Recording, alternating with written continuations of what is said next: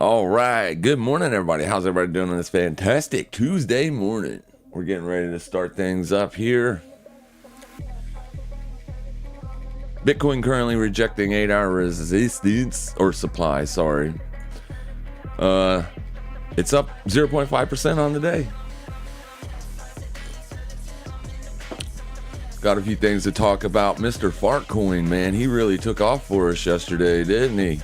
At the end of the day, the thing did good. Let's go take a look at that. I'm not holding it anymore, but right here's that 4-hour resistance level that, and then you can see it clearly broke down.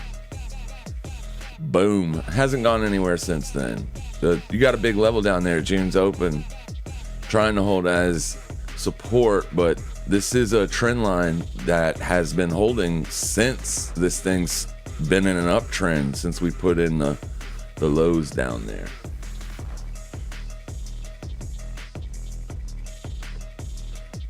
So we'll see if we get downside continuation from this. And then we had Pendle also kind of did what we were saying to watch yesterday. Wait till we get a new 8-hour candle, because we were here. I basically said let another 8-hour candle form, and then when you get the open, if you liquidate the daily low, then you would be looking to take the long there. Now you're rejecting off the June high, but this is a good start, right?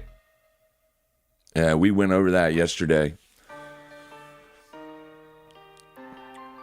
We can talk about that if you guys want. We can talk about whatever. Basically, here's what I'm currently, here.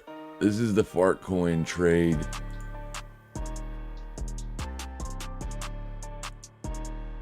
Yesterday. Pull that up real fast. But here's the image on the Fartcoin trade yesterday.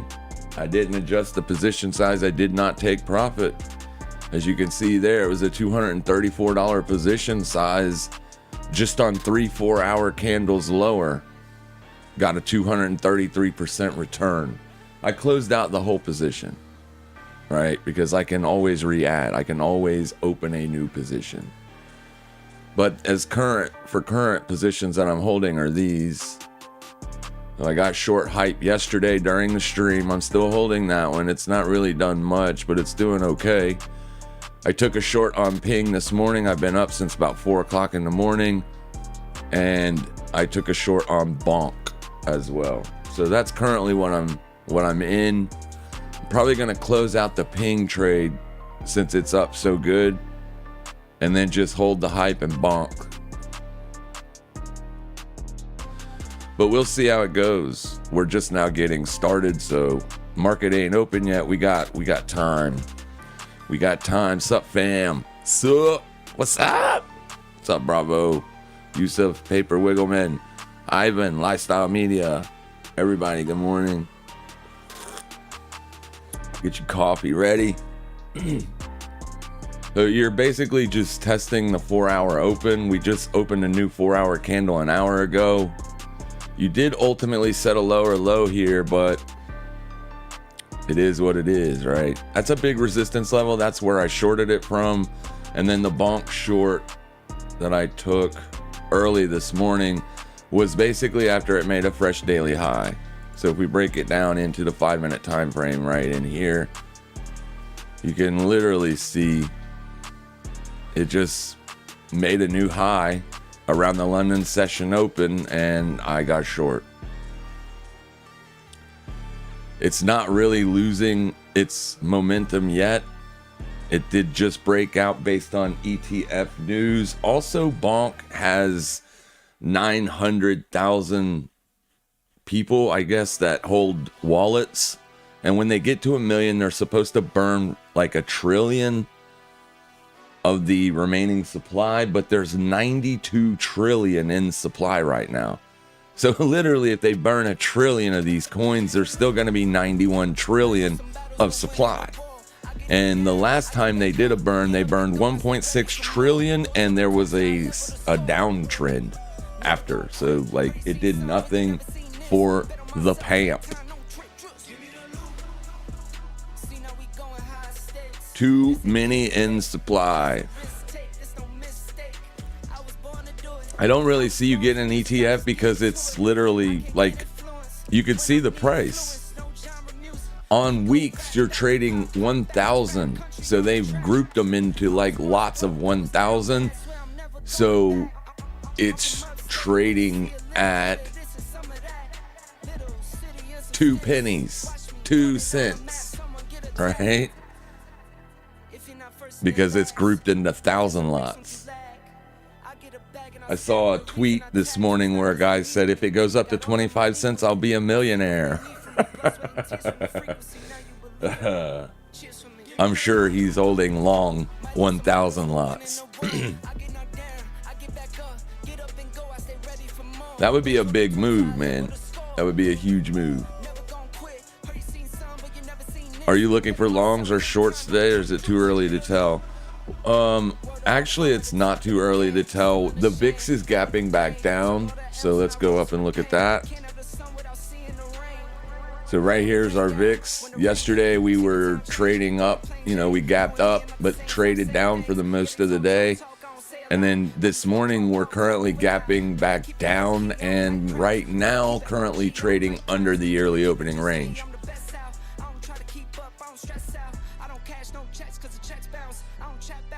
So if the market does what it's been doing, usually, well, it did last week anyways, the morning was the fake move, and then later on in the day, it would trade in the opposite direction. So if it does something like that today, then we're probably going to see a little bit deeper of a correction on the S&P. But if it just opens up and starts making fresh daily low after fresh daily low, then the S&P 500 is going to go up. Let's go look at the S&P 500 real fast. We'll look at not the ES futures because I don't have a live data feed up right yet. But we'll look at this, the SPX 500. It's pretty much the same as the S&P 500 futures, except the price is different. This is a CFD product for people over in England or whatever. That we're not allowed to trade CFDs in America, but other like Oanda and FOREX.com, anywhere you can get a foreign exchange account. If you're not in America, you can have access to trade CFDs. So it pretty much just means you're taking a position, but you're not taking a position in the open market. So you're not adding or taking away from any volumes to the S&P. But this tracks the ES futures. So this is what the ES futures would look like, right? You can see that it's testing yesterday's VWAP, but we don't care about yesterday. We want, well, that is today's. Sorry, I must have already done it. What is this? Oh, that's July's. I've never changed the color. We want today's. So today, we want to change this one, white. You're currently trending up. This is what we did yesterday. I mean, it can keep going up from here, or it can roll over and see a little bit more downside. There's nothing really macro that's out there that's going to cause this. Just Trump tweets. You know what I mean? Fade the tweet. Everything is still very bullish. Everything is still structured very much to the upside here. I mean, a 2-day pullback is more than enough in some cases. Here was a 3-day pullback. Here was a 2-day pullback. It is what it is. The levels that we're watching for potential support are down here because this would be a gap fill on the VIX if we got a push down this low. I don't think we will, but we'll see. Right now, Bitcoin, as far as it looks, we are breaking out. We're trading back above the breakout point. Not on this. This trend line here. Let's get rid of this. This trend line comes from the wicks, right? So your candlestick chart from the very all-time high to the next high, that's where you're trading above that, right now. But if we use the line chart, if you use the line chart, this is what your trend line looks like. So you broke out, then you broke back under, then when you broke out again, then yesterday we broke back under. Today you're printing piano keys, right? Piano keys. Here's the week open on Bitcoin. So as long as you're trading under that, there is a small threat to the downside. But with this line chart trend line, people are going to be buying it. I mean, this is an overall formation here of a channel on the candlestick chart. This is a big channel, and you've broken out. Then you set the bull trap and broke back under it. Then you went up again. So there's a lot of people trading in this area right here based on this trend line. You got buyers buying it based on looking for the breakout and upside continuation. And of course, you've always got the sellers. The sellers are always here. As long as Bitcoin is trading on highs, you're going to have sellers. Always, right? Because retail can't stop trying to short market tops. They just can't help themselves. So everything's at the top, so you got people that want to short it. We look at gold, it's kind of pulling back here. Kind of pulling back. Yeah, I mean, that's where we are. This is your previous weekly high up there. You're currently trading. Currently trading down on the day after liquidating yesterday's high. So it looks like you're looking for downside continuation on gold. It has not been trading opposite to Bitcoin or risk. They've kind of been trading, doing their own things. So, I mean, if gold was going down before when they were kind of trading the opposite of one another. Ooh, so I got to close that Pepsi trade. If they were trading the opposite of one another, if it was going down, then I would have more of a bullish bias on Bitcoin. Today I do have more of a bullish bias on Bitcoin just because the VIX is gapping back down. If the VIX would have been gapping a little bit higher this morning, then I would have more of a bearish bias. As far as the cryptos that I'm shorting, the reason I was looking for the short on Fartcoin yesterday is because all of cryptos were down. Bitcoin was down, Risk was down, everything was down yesterday. Fartcoin was literally one of the only altcoins that was trading up on the day. That's the reason why we were looking to short on Fartcoin.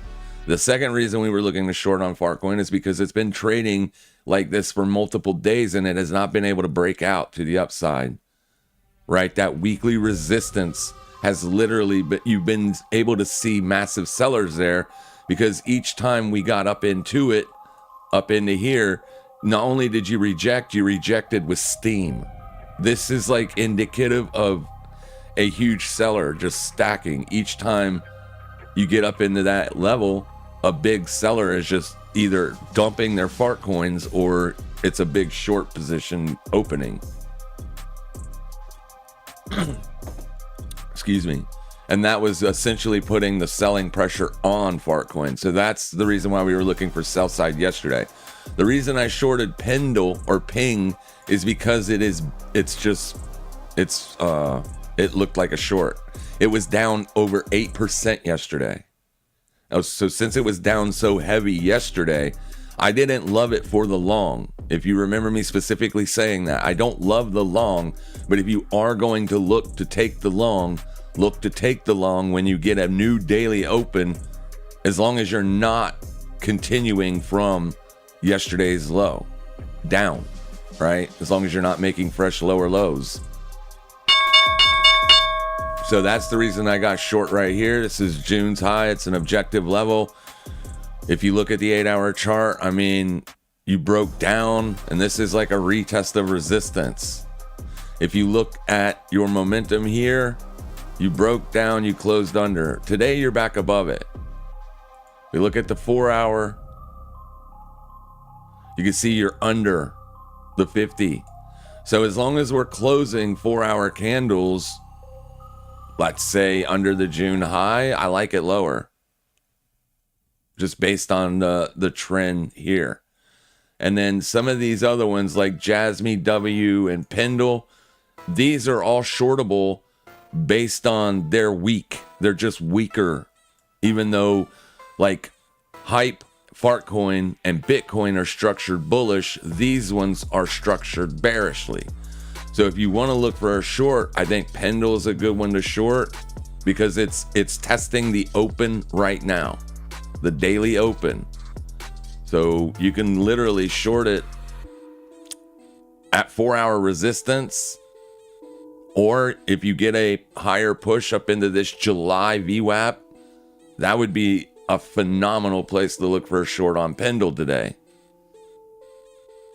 I don't know that you're going to get back up there, because if we break it down, you can see you've already tested it and now you're rolled over. So I wouldn't want to see any 30-minute closures back above 3.40 unless it was just one like this, right? If you get one above it and then you immediately reject, I can still short it. But this is weak, so we could look for shorts here.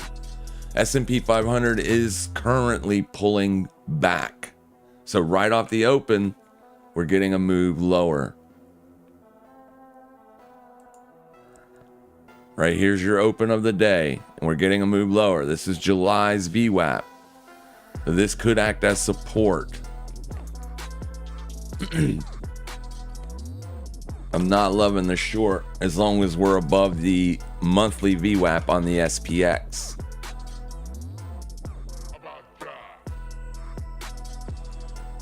You're bearish on the week. Your weekly open is there. So, I mean, as long as you're trading above this, it's more bullish than bearish. And like I said, the VIX is gapping down. We were also watching Tesla to see if it rejected this larger triangle here, and it did not, right? Post-market, it traded up to it. Here we are pre-market. Actually, we're trading now, and you're currently going higher. There's a big gap to fill on Tesla.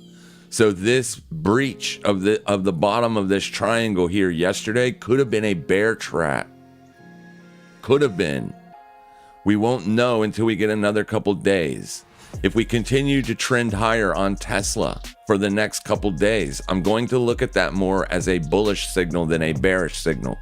However, if we reject, say, roughly around the midpoint of this gap fill, roughly around the 618, 307 spot 94, we reject that and get back under this triangle trend, then I will be looking to short Tesla, as there is a larger move that we're anticipating from the breakout of this triangle.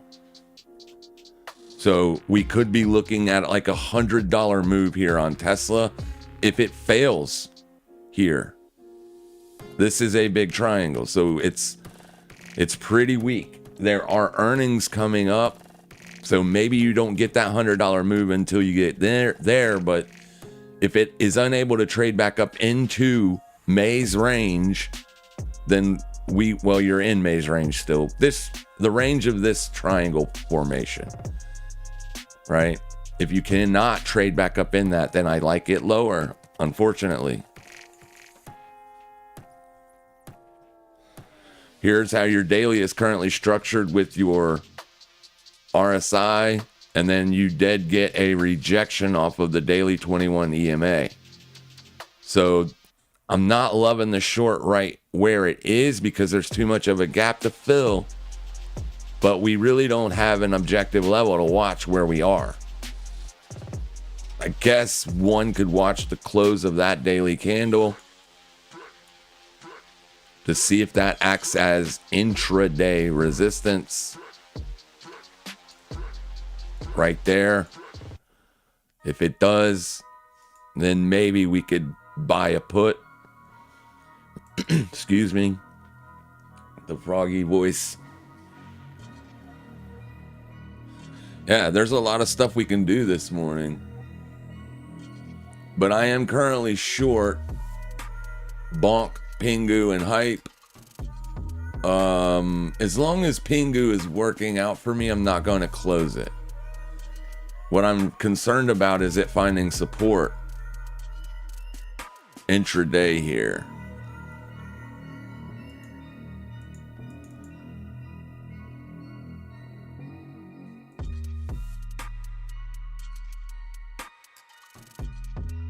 See where we're trading at? We're trading right at the intraday VWAP. So this is the area that I'm kind of concerned with it finding support.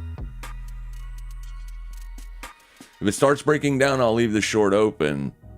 But if it rejects here and starts to trade back up, I'll just close it because I got two other cryptos that I'm holding short.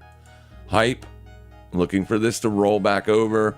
As when we got the breakdown on Fartcoin, we also got a pretty nice impulse leg to the downside here on Hype. Also breaking out of a larger time frame channel here.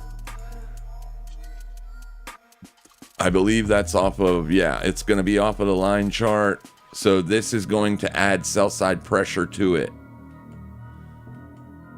Also failed to break out to the upside, right? So this is going to be a failure. And you're getting downside continuation. As long as we're getting that downside continuation, I want to hold that short.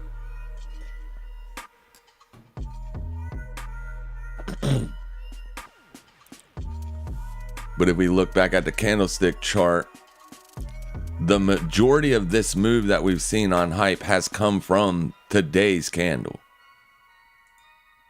It just happened right at the open of the fresh daily. Last night at 8 p.m., it just took off to the downside, right? There's your open, then 9 o'clock, boom, 10 o'clock, boom. And then you basically ran that low around 1 a.m. and then the London session came in and closed their shorts. So we saw a move go up. You also have people buying it.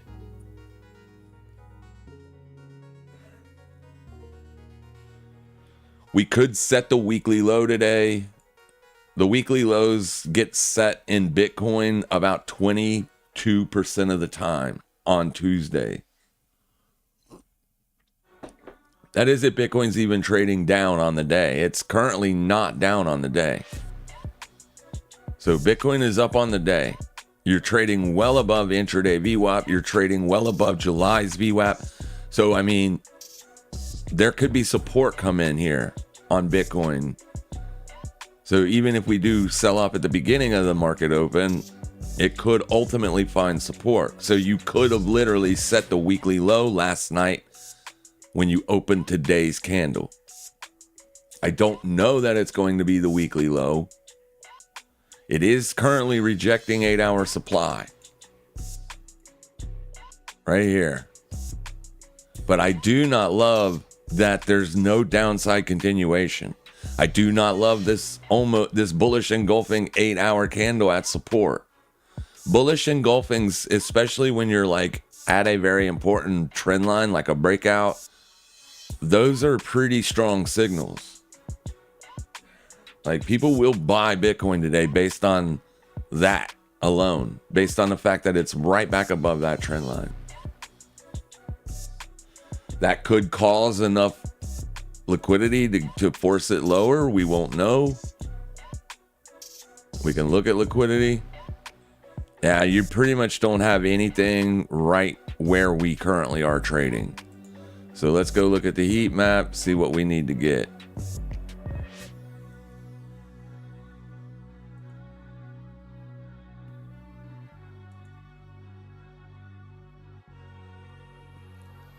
Yeah, there's not a whole lot of liquidity to the downside to seek.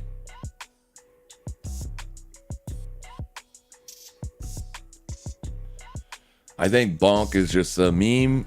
So obviously it running up on that news is the reason why I like it lower, but only once it loses its bullish momentum. That was the tweet. If you remember, when it busted out on Saturday, I said we can wait for it to lose or start to lose its bullish momentum before we attack this thing. We don't want to attack it while it's got so much bullish momentum, because then we're just going to keep eating stops. You got to wait for that bullish momentum to wane. Let the bulls lose interest. Let the sellers get at least some kind of move, some kind of momentous move, and then Once that happens, then we'll see if bonk is for real or not.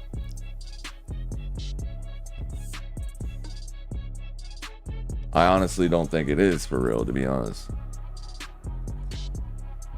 I mean, 92 trillion in supply. That's a huge supply. It's going, I mean, I don't really see burning 1 trillion being a good enough justification to hold bonk coins long, in my opinion. But it could, you never know, it could make a lot of people rich if it does get going to the upside.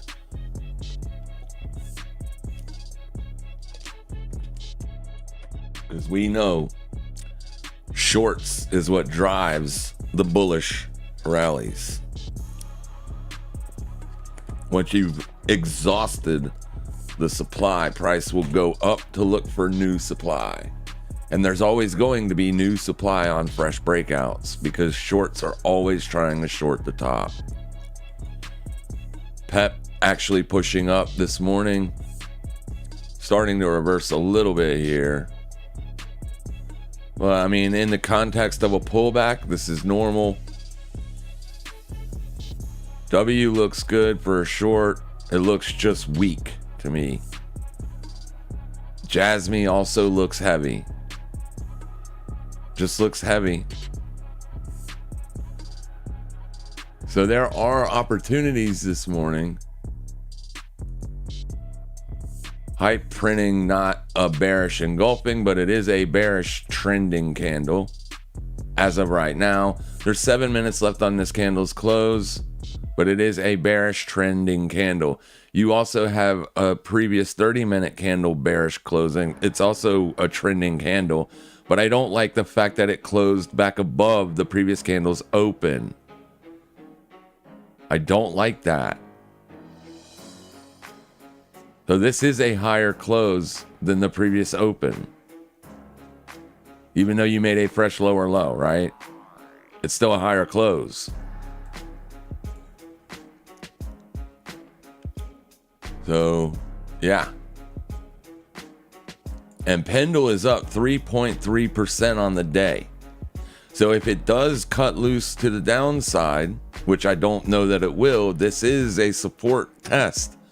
If it does cut loose to the downside and get momentum, there's plenty of meat on this bone still for the short. I just don't want to, be trying to short it while it's up in here.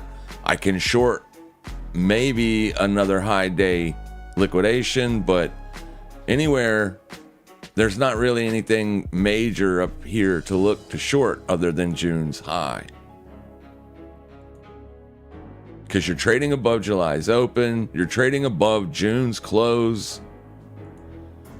The weekly is bearish, so I guess the weekly open, but that's above the June high, so that doesn't even matter. It's testing yesterday's midpoint. If that can hold, that's roughly around that price right there, 0.015207. This is the midpoint of last week's range. Last week was a bullish candle. So if it can stay under the midpoint of last week's candle, then I like it to the downside. As long as it's above that midpoint, then it gets a little bit trickier for new short side positions. So that's what you could watch this morning. Is roughly right in that area. 0.015228. And this is on the Binance perpetual swap futures contract.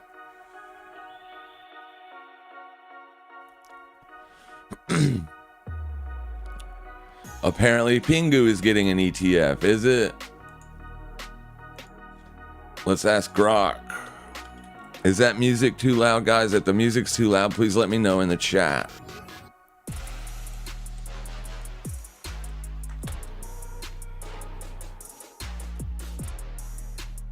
Thank you, everybody, for being here. There is a proposed exchange-traded fund for Pudgy Penguins on June 25th. The SIBO BZX exchange filed. Okay. This follows Canary Capital's earlier S1 filing in March. So it does look like there are a few people out there looking to potentially get an ETF on this. As far as its white papers go, I have no idea. Doesn't really matter to me. I'm a technical trader, so I mean, yeah. If the technicals are telling me to go short, I'm going to go short. But it's nice to know what the macro is on these as well. Because if you get a macro event, that's going to cause FOMO buying, and your technical levels aren't really going to matter. But I mean, it's weaker. It's bearish on the year, right? It's bullish on the month, though. So it still has bullish pressure this month. So it's not as weak as, say, your Pepe or your BOEM or your what other one, Jasmines, or your W's, but it is on the weaker side. Whereas Farcoin and Hype, they just are straight up on the year, up on the month. They're just up. So yeah, I mean, it's pretty much take your pick as to what you want to do. If there's an asset that you want to trade, just drop it in the chat. I'll take a look at it and I'll give you my opinion on it. What I think, I'll at least tell you where the pressure is, whether it's buy side or sell side pressure on the near term.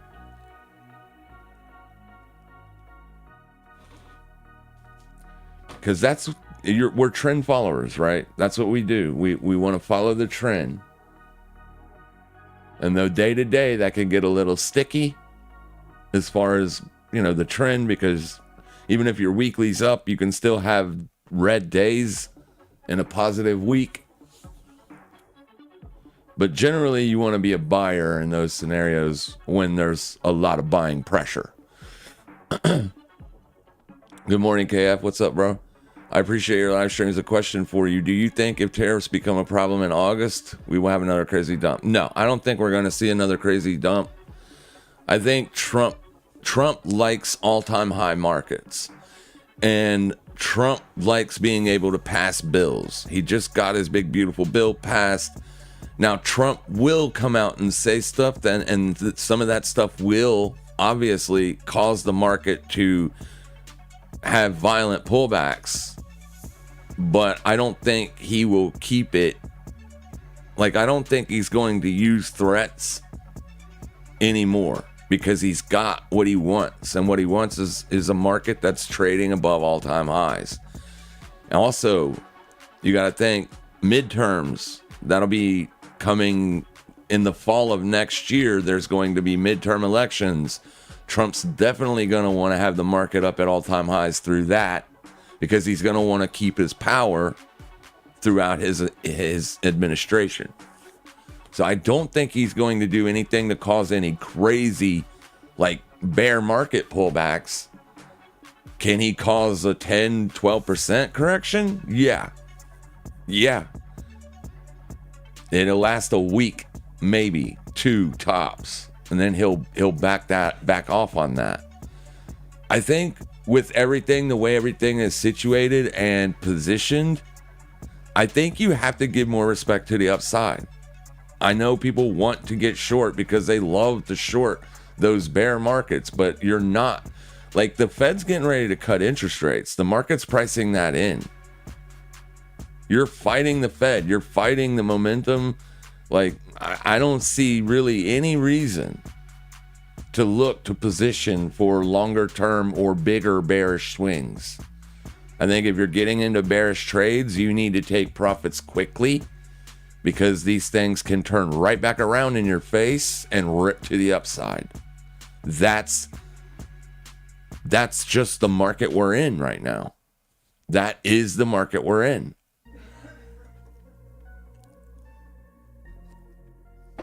You got ES making fresh all-time highs. Bitcoin made fresh all-time highs. You got in NASDAQ making fresh all-time highs. I don't really look at the Dow Jones, but I mean, even the Dow Jones is close to making fresh all-time highs. If you look at the IWM it's rejecting the first test of the yearly opening range, but it's just a matter of time before ultimately it breaks out above it. This is going to be your market breadth indicator here, right? Because I see a lot of stuff on Twitter. The market breadth just doesn't fit this bullish narrative. No, it doesn't. But three of the four biggest tech companies, or two of the three biggest tech companies, are trading at all-time highs. That's going to influence the ES. I agree. But if the IWM is also strong and you have tech strong, why are you bearish? Right? The breadth, if the market breadth catches up to tech, you're going to see a super strong S&P, and it could last for a long time. We just broke out. If we did a measured move on this, that'll put you up into $7,000 territory. I'm not saying that we're going to see a $7,000 ES. I'm just saying if we do a measured move off of this, if we do a measured move off of this, you're looking at a $7,000 ES. Why fight that? I don't want to fight that. Now, if this thing rejects back under the old all-time high and shows weakness under there, then maybe you could potentially be bearish, but you're also going to be trading into support at that time. So, I mean, I would rather be bullish in a bullish market. That's just how I like to do things.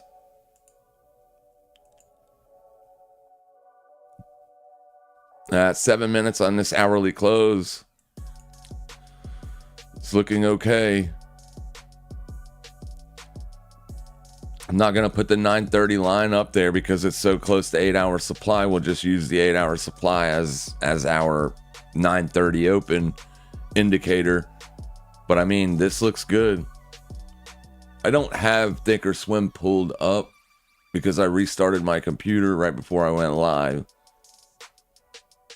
So I can't show you the ADD and all that stuff, but I'll get it pulled up while I'm waiting here, while we're just watching things.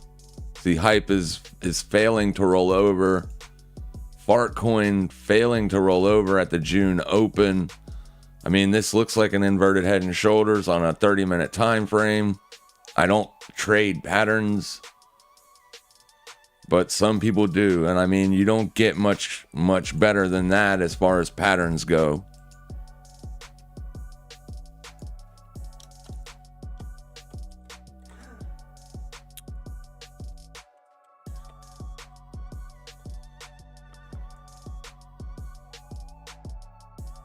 Right? It is what it is. I'm not saying it's going to go up. I'm just saying that is there. People are looking at that. People are looking at June's open. Fartcoin is a very speculative asset. People love to trade it. It's got plenty of volume and it freaking moves, dude. It's becoming quickly one of my favorite assets to trade. I used to make fun of it, but I never traded it.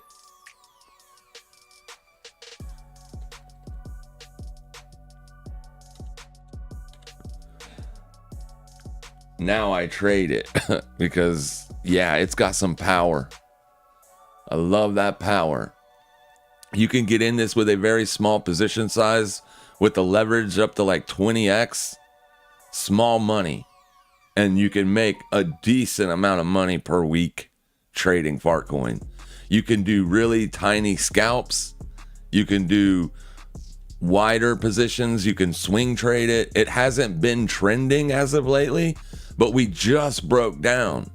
So if it is going to trend, if you remember yesterday, that's what I was talking about. We want to catch the meat of the move. the meat of the move. We don't need to catch these wick highs. We do a good job of catching wick highs, right? We do a good job of that. But it looks sexy, but it's not the best way to trade. I can show you the wick highs here. This one, what is this one? This is the bonk trade. I mean, that's not a wick high, but it's above resistance, right? And then if you look at Pingu, that's a wick high. Boom. That's a short on a wick high. And then hype is an ugly entry right there at the 21. So, I mean, it doesn't matter. If this thing rolls over and we get, say, something like this that lasts for 3 to 6 days, then this position is really going to add up. That's what I'm looking to participate in here on hype and on fart, because we just got the breakdown. So there's still opportunities to take here today and even going into tomorrow. If you're retesting Fartcoin's July VWAP and that price is coming in, or that level is coming in just above the July open at one spot 1425, that's going to be an opportunistic place to look for shorts as well, if it keeps going back up, right? So then you might be able to catch it up there. If this breakout is going to have legs, if this breakdown is going to have legs to the downside here and give us a multi-day trend, then there's opportunity here. I can't see into the future, so I don't know that that's going to happen. But if it does, we want to be positioned for that. Even though this asset is up on the year, it is now down on the month, right? It is still trading inside of May's range, though.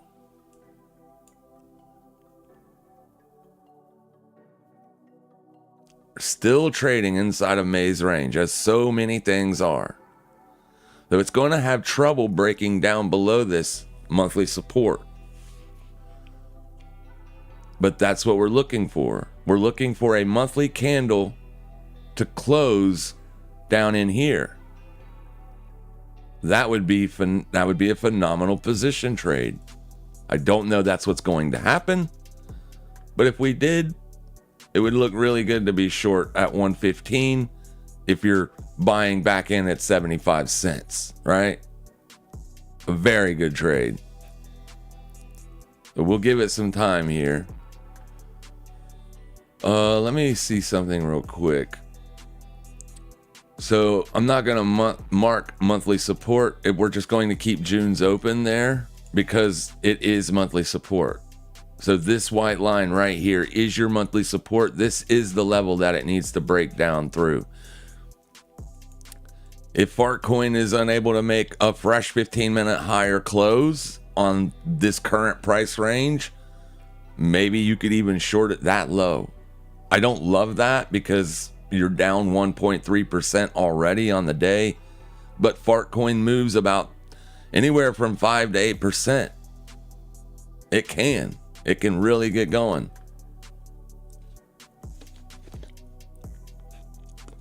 If you are making higher closes throughout the day, then just wait for it to retest July's open. Just give it time. Give it time. Let it suss out where the supply is. Let the market tell you where the sellers are. You will know. You will know because we knew yesterday that we didn't know that it was going to go down, but we did know that weekly res had sellers there. Traded up into it and it rejected hard. Traded up into it, rejected hard. Traded up into it, rejected hard. Traded up into it, rejected hard. This is showing you that there are sellers here. Right? So if you get this kind of action anywhere in here later on, then you can be a seller again on Fartcoin. One could potentially be a seller on Fartcoin today because of this downside momentous move we got yesterday. They could be selling it hard today, looking for downside continuation today. This is a fresh breakdown. And sometimes you don't get those beautiful retests in order to get short at a higher price. Sometimes you get the breakdown, a little sideways move like this, and then another big breakdown. So you just have to be the one to decide where you want to put your risk on. I will miss FART if it breaks down today, but I have trades on Pendle, Pingu, or not Pendle, but Hype, Pingu, and Bonk. If FART breaks down and I see an opportunity to potentially catch a breakdown scalp, I'll jump in it. I'm up today. Total realized P&L is $800. So I have plenty of trade power here to short FART, right? We're going to make money. We're already making money. But I want to get you guys making some money. What the hell is going on? Pull up. There you go. All right. So selling breakdowns is a risky strategy because where are you going to put your stop loss, right? And also you're trading into a big support zone here. Let's pull up our volume profile to see if we got, okay, this is kind of good. Point of control is middle point of the range. So you're testing value area low right now. If the point of control migrates lower and price continues to be choppy, like in here, then I will probably short it.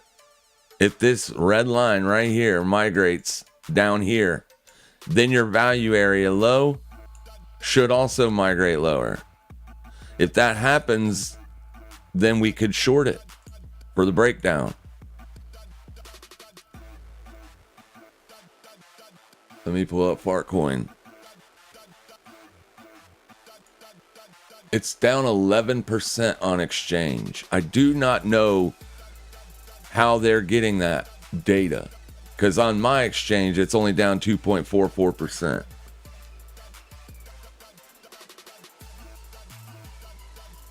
So what we can do, let's go into the small time frame here. It looks like it's going to take off right now. Okay, so this is what we have going on the other markets. S&P 500 breaking below intraday VWAP. NASDAQ breaking below intraday VWAP. Tesla finding a little bit of near-term resistance. Breaking below intraday VWAP.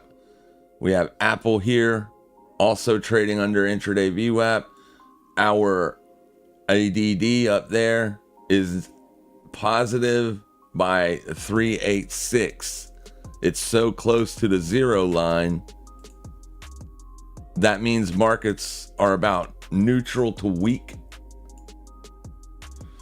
If we go to our market watch here, you can see it's pretty mixed. It's a mixed bag as of right now. If everything starts to turn red in this, then obviously expect more weakness on your alts. Index watch, S&P 100. We don't need to look at the entire 500 stocks in the S&P because this is going to give you the top 100. The strength in the top 100. It's a mixed bag, 50-50. So we don't really have a signal here to look for that downside move. And remember, the VIX is coming down. It's trending lower on the daily range. And then here's Bitcoin on the CME futures. So basically we just filled the gap and took out Thursday's low and bounced from that region. Currently trading above daily VWAP. Oh, sorry, that's the monthly VWAP. And then here is your ADD line. So yeah, that's what we got going on inside of the broader marketplace.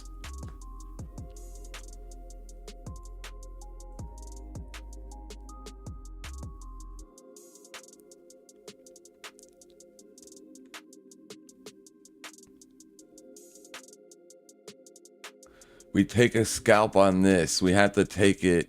Let's see if we can get back up to about 1.0780. Don't know that we will. There's not a minute candle in there with an up close. We can go even tighter if you want.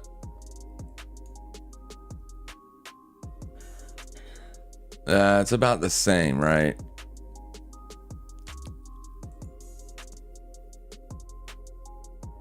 It's an old swing low as well.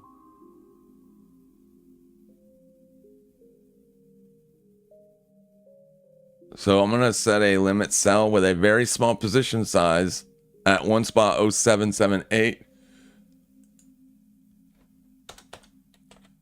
Very small position size because I got, I'm doing all right today. I don't want to give all that back. And FART is a mover. Remember, you don't need to put a lot of money on this thing to make decent returns. Intraday returns at that. Like, we're not talking about making you rich. We're just talking about putting some money in the bank. Put some money in the bank. I want to get you guys to where you're making withdrawals from these crypto exchanges. Do what I do. Make withdrawals. We don't want to be buying cryptos. Buying cryptos is so 2017, guys. We want to be selling crypto. We don't want to sell all of our Bitcoin, but we want to sell crypto. Put the money in the bank. We might miss this one. Let's go look around real fast. I got it on watch, so I'll let you know if I get filled on the short. Got plenty of money to put on risk here. Boom is just now losing the high of day and the July open. Boom is a very illiquid asset. It trades about 300,000 coins per day. So please do not get in this with a big position size, but I think BOEM would be better off. You're up on BOEM 0.45% on the day. So if you just got a low day test on BOEM, you'd be doing good, right?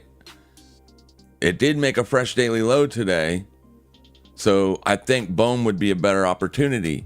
You're also above the value area high on BOEM. So if the cryptos do roll over, you don't really have so much support here as you do like on FART. On FART, you're literally right at the June open. BOEM is currently coming back up into the July open as a retest. So I like this one. And then there's FART.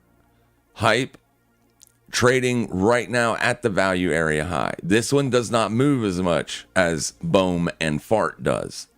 BOEM and FART move a lot. This one doesn't. Plus, since BOEM and FART are both so cheap, you can buy a lot of them for very little money. And that's how you get that massive movement. LPT, I don't like trading LPT because of its funding rate. I'll tell you another one that has a shitty funding rate. Pingu, it's terrible. The Pingu funding rate is terrible. I've been sitting in this thing for just a few hours and I entered the position and it costed like less than $1. I've already paid $5 to them. That doesn't seem like a lot. I get it. But look at my position sizing here. That's only $550. That's not a lot of money. Right? Wait a minute. What's going on here? Oh, I don't want to limit order sell on Pingu. I wanted to limit order sell on. What is going on here? Oh, this is FART coin. Okay, I see what's going on. Here we go. Here's Pingu. Here's the funding rate on it. Oh, it isn't that bad. What was I looking? Oh, that was FART coin that had a bad funding rate this morning. What's going on? This thing's funding rate was way worse. Oh, it just closed. That's what happened. We just rolled over. Yeah, FART coin's funding rate is worse. Just watch your funding rate. You want it to be under a penny. You don't want it to be in the penny spot. In the 100ths place. LPT, this one has a bad funding rate also, but not terrible. So things aren't so bad today. All right, so yeah, they're cheap enough to trade.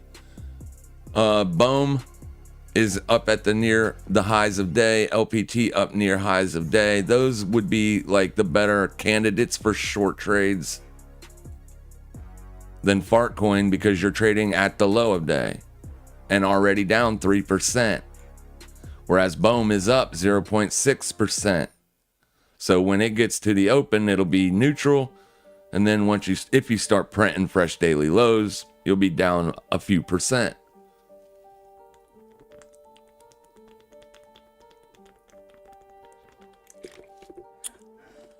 So I'm going to cancel that limit short on Fart, and maybe, I don't know here. Some of these I got to be careful. I don't want to be short across the board. Well, I kind of do, as long as Bitcoin is not maintaining, and as long as major risk markets are rolling over as well. I don't mind holding it short. It looks like people are shorting Tesla again today. So everybody that lost money on the Tesla short yesterday are trying it again today. Tesla really pisses me off when it trades sideways all day long and then gets its moves post and pre-market. I know that is so annoying, but please do not hold a big position on Tesla options beyond the market close, because Tesla can wreck you. It moves a lot. And you cannot mitigate your risk when the market's closed with options. You can't do anything until the next morning. All you can do is look at the massive gap up and puke when the market opens. All right. So we want to watch BOEM. We want to put in that limit at around 1562. As long as that holds. 347,000 BOEMs have been traded. BOEM is Book of Meme token, and it looks okay on the 4 hour as well. For the short, we're under the 50 here, so as long as 4 hour resistance is holding on BOEM, that's right there where the 21 exponential is on the 4 hour. As long as we're not like trading above that, I like it lower. That price is 0.00155.4. And that's where you want to set your limit. We go very small position sizing, because we don't want to give back the money we've already made. Let's go about $200. So we'll have like $800 total at risk today. So as long as we've made $800, that's not a bad risk. So there's the fill. We got to be very careful. This thing moves fast. It will move very fast. Let me check the July open on this.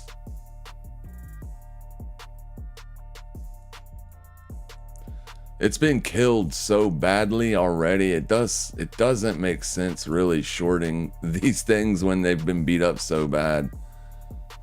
I get it. So let's just mark the July open.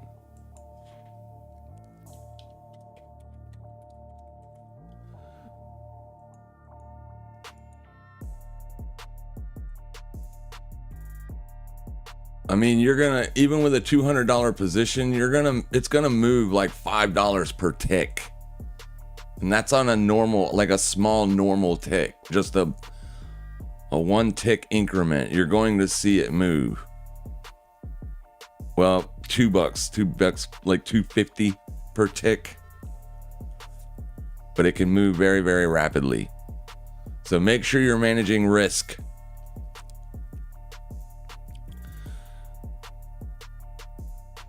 I answered KF's question. Trump has a cabinet meeting in a few hours. What he says about tariffs, wars, etc. might be worth keeping an eye out. Yep, I agree. Virtual short wasn't bad. I did not put that one on watch, but I did watch the video. I did watch the video back a little bit yesterday. I forgot the R. I didn't watch. You wanted the virtual something. I don't think it was this one that you wanted. It was the virtuals protocol, right?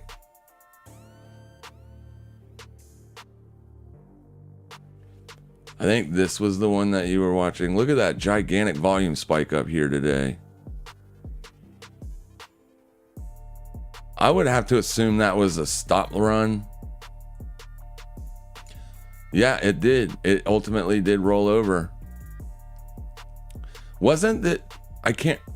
Wasn't this? No. Yeah, this was already pretty much beat up when we went live yesterday. So here's your 9 o'clock candle, right? Here's your 9:15 candle. So it was already pretty much trading at the daily lows, and you haven't. It looks like you're getting ready to make fresh daily lows, but you're not significantly away from where we were yesterday. You know what I mean? So yeah, it kind of did work, but you did set through some pain right through here. Right?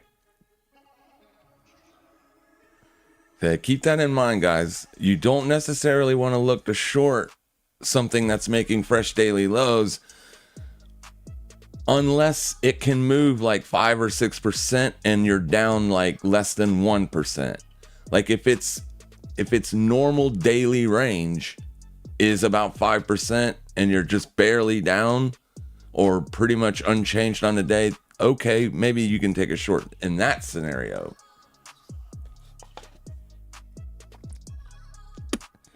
I don't know what this thing does on an average day. So let's go see what its average daily range is. You can get that from the standard average true range indicator. It's the best tool in the world for finding targets. So it moves about 16 cents per day from today's high.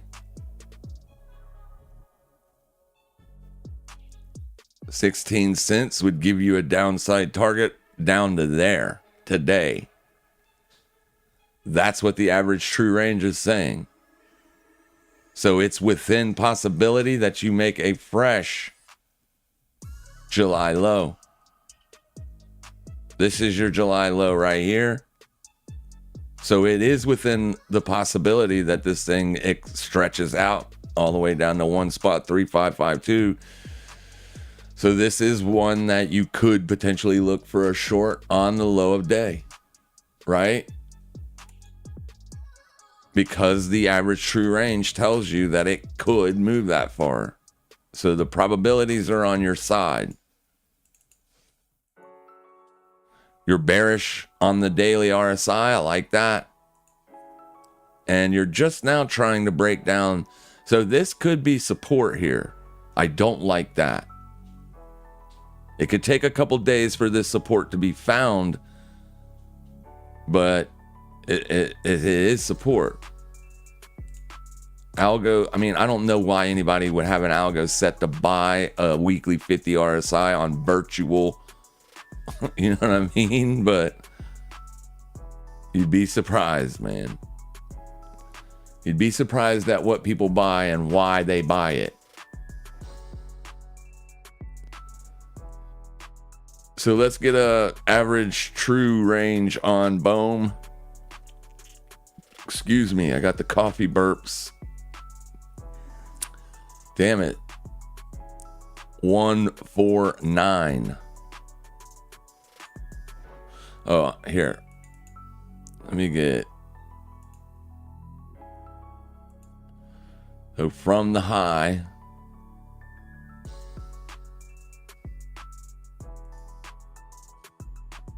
$149. All right, then we'll go there. That's daily support.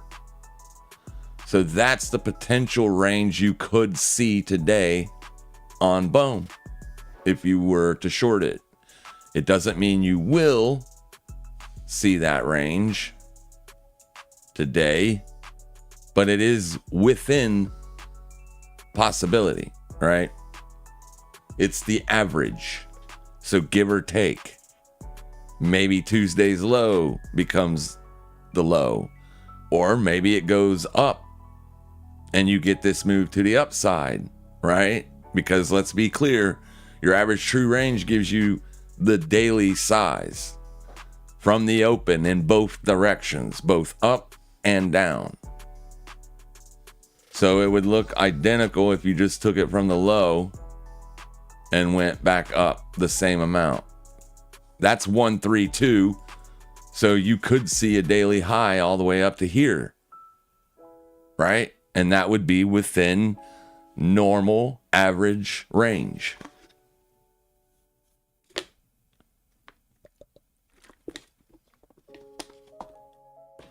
It would be a normal daily move. And that's why I love the average true range for picking out targets. It's an absolute fabulous tool. Absolute fabulous tool for picking out your downside targets. We're starting to see a nice little move here on BOEM coming into the intraday VWAP. I would not doubt it a bit to see some wiggling going on in here. As long as July's open holds as resistance, we're going to keep that short open. We'll see how it works out.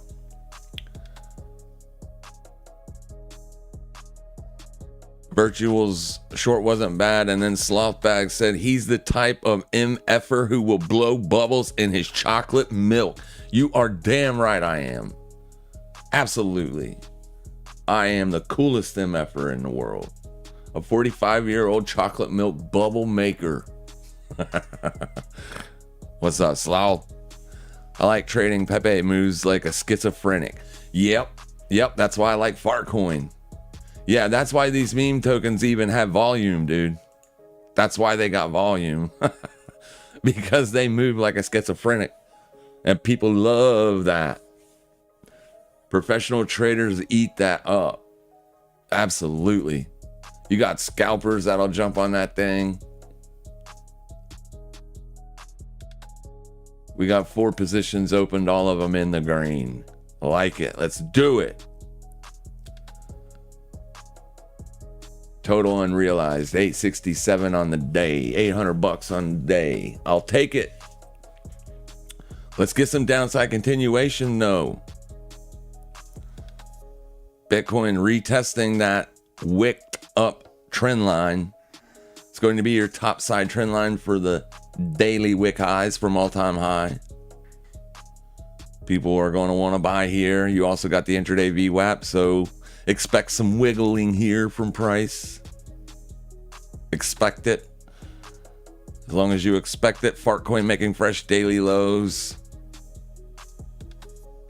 I honestly think this thing's getting ready to take off to the downside because so many people were stuck. You got so many people buying that trend line. Oh man, and it just blasted right through it. So everybody's stuck to the upside. Boom, boom. I mean, that happened so quick. Fartcoin literally did not move all day yesterday. I was holding that short. And it wasn't until 1,500 hours that it started to move. And I was like, well, we just made a fresh daily low. How about that? And then 2 hours later, I look over at my laptop and I was like, damn, boy. Keep going. Go to zero, baby. I don't want it to go to zero. I mean, I'd make a lot of money if it went to zero, but I want this thing to stay around, man. It's fun. Hype is a slower mover, so I'm going to hold on to this one. It did the same thing. It broke below a trend line. This trend line is not so prominent as it's not below the wick lows like the trend line we had on Fartcoin. That's below the wick lows. So when you encompass the wick lows too, like there's no wick under that trend line. That's like the lowest they expect it to go, right? For the buyers jump back in. On Hype, it's a little bit different. It's the lows, it's the closes. It's the closes, but still, it's a fresh breakdown. A fresh breakdown on a wedging, maybe? Is it a wedging? It's not really. Maybe if we log it up. Still not really. I mean, it is a wedge, to be fair. And it is breaking down, so we'll take it. But I would love to see downside continuation, clearly. LPT still not doing anything. Still not doing anything here. Still trading in between value area high, value area low. See this kind of stuff right here? That's the stuff that, it'll get you. That's why you got to manage your risk on these things. It's so dangerous. That 1 hour candle move right there was massive. That would put you like up in this area if you got one of those bad boys. Gonna be a good day. Gonna be a good day. What do I think about BT? Let's go look at it. Are you talking about the stock or a crypto? It's definitely a stock.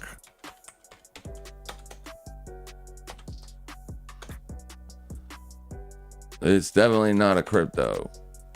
So BT. This is what is this? I don't even know what this is. Bit Digital.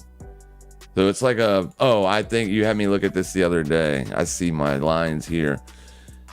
Yeah, I mean, it's not going to really get any kind of sympathy off of a Bitcoin move until Bitcoin starts to move.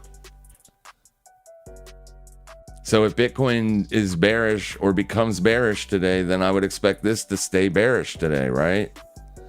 Because this is a Bitcoin sympathy play, I imagine.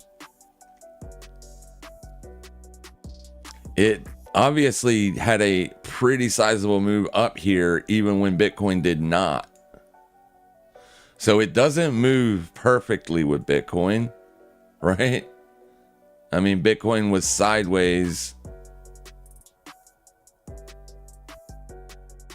to down here, and the same 4 days, this just basically went up.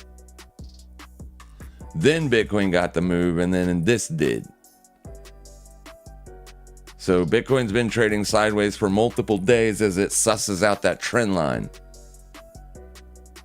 That's what it's doing. It's sussing out that trend line. And when it finally decides if it's going to go up or down based on the trend line, then this will probably cut loose in the same direction.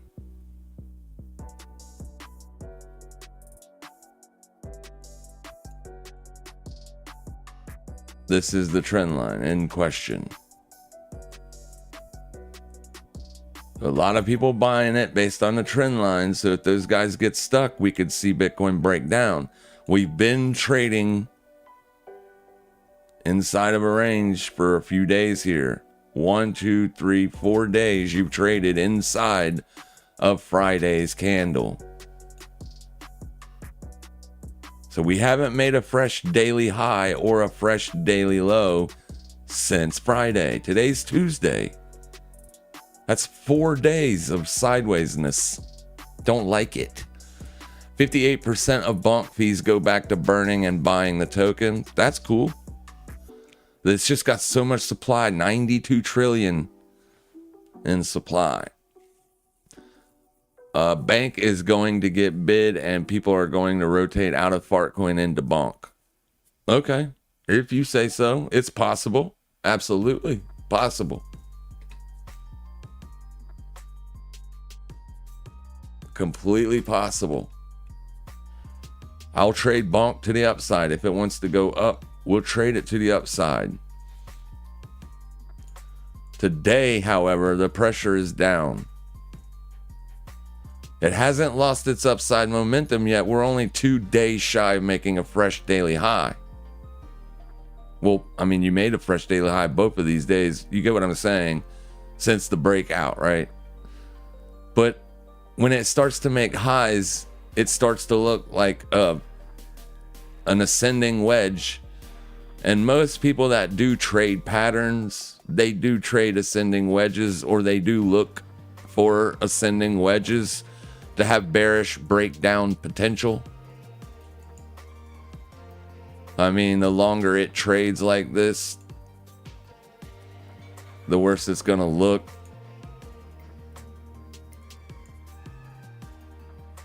Yeah, I don't know. It's just not traded. It just haven't had enough days up here to do that yet.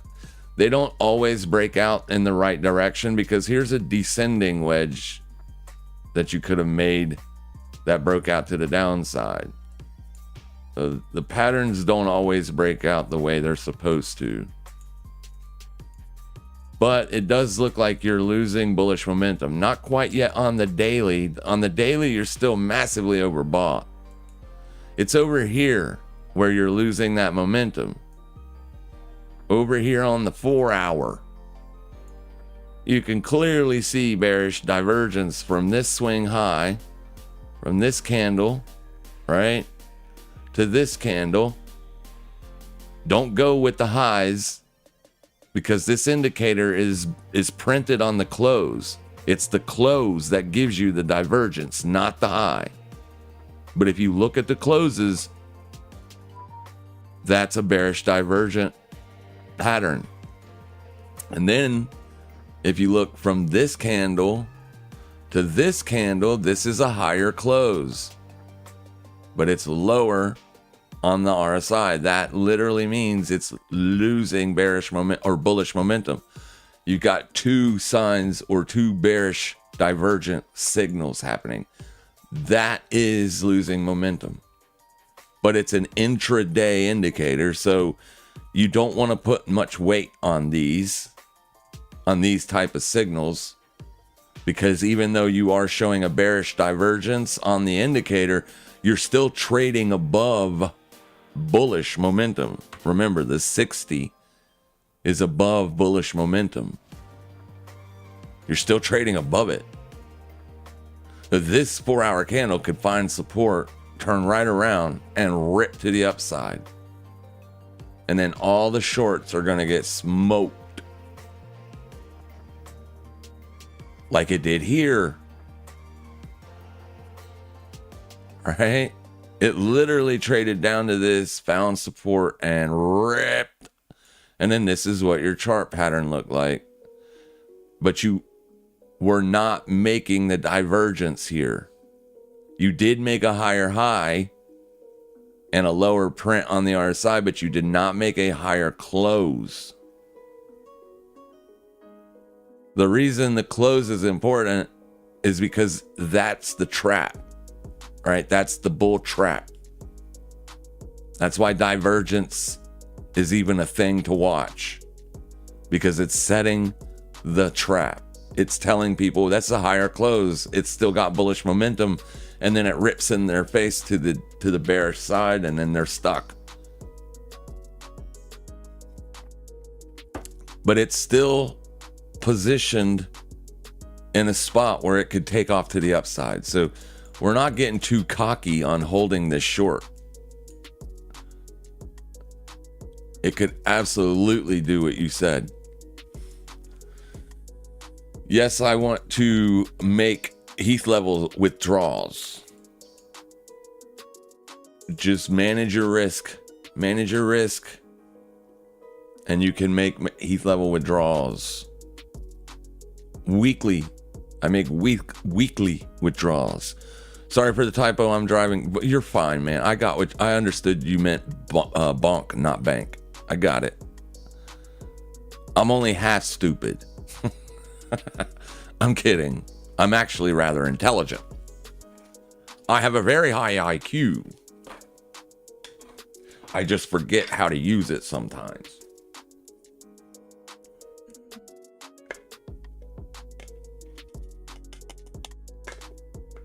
All right. What's next? What is Circle doing? Circle broke back out to the upside here. Saw some YouTubers trading this thing the other day, yesterday. Making tons of jack. Bank rolling. To be fair, it was a good long yesterday.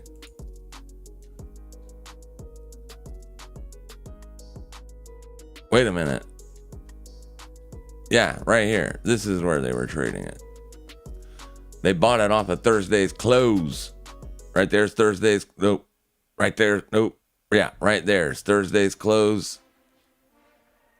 They bought it right off of Thursday's close. Good trade, dude. That's good trading.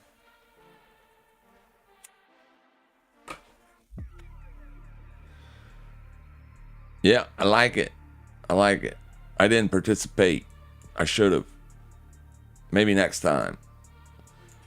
Bonk isn't really breaking down here. Not bonk. Boom. Book of meme. We want to see it break down, but it's wiggling. It'll wiggle a little bit on this VWAP. Tesla's breaking up to the upside. We're up 2.68%. We want to see a rejection around midpoint of the gap fill and then break back under this trend line.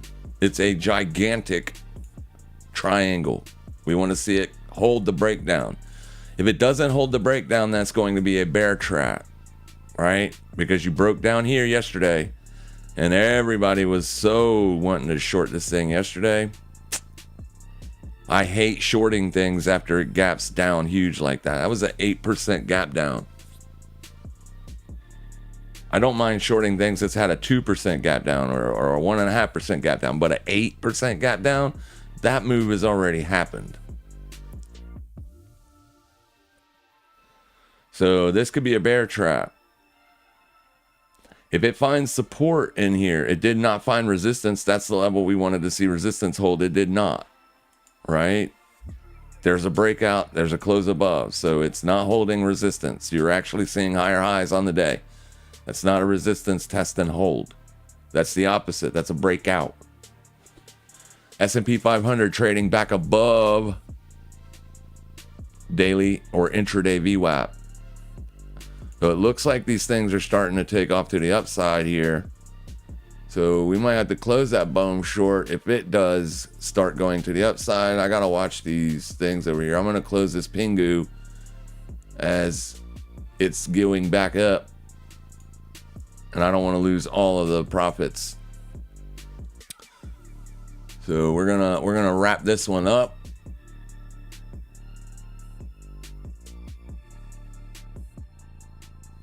Gonna wrap that one up. We'll hold the bonk and the hype. Hang on a minute though. I don't want to wrap it up on highs. Let me wrap it up when it's rolling over. If it's rolling back over. That's the question. Is it going to roll back over? Bitcoin might be getting ready to tear to the upside.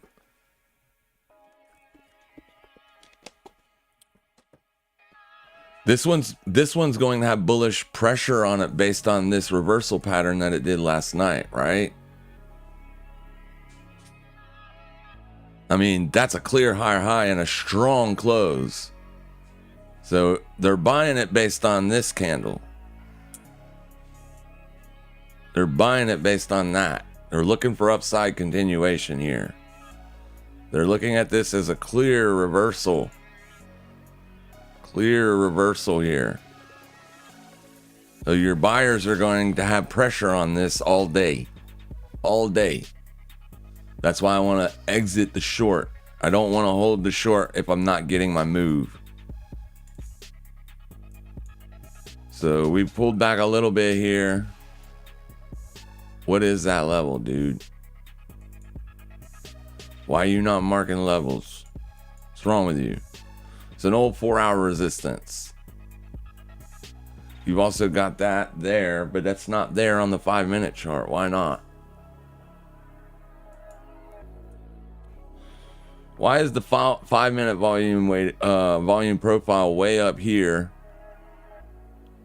The value area high is way up there.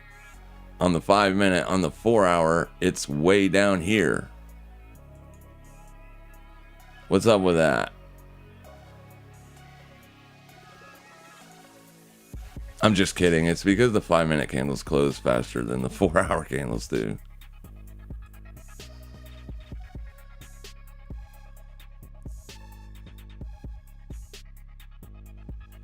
Point of control is up here, right? And since you have that bullish momentum coming off of that reversal, This could be an upside target to run these stops.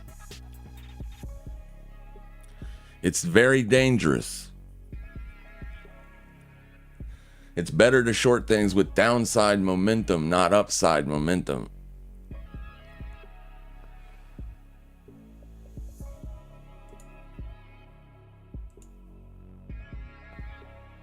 That was a rapid move up, wasn't it?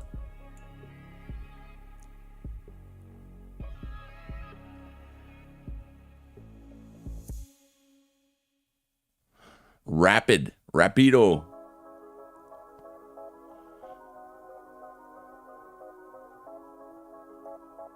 You said that the pullback of the 8-hour candle to the midpoint? Yeah.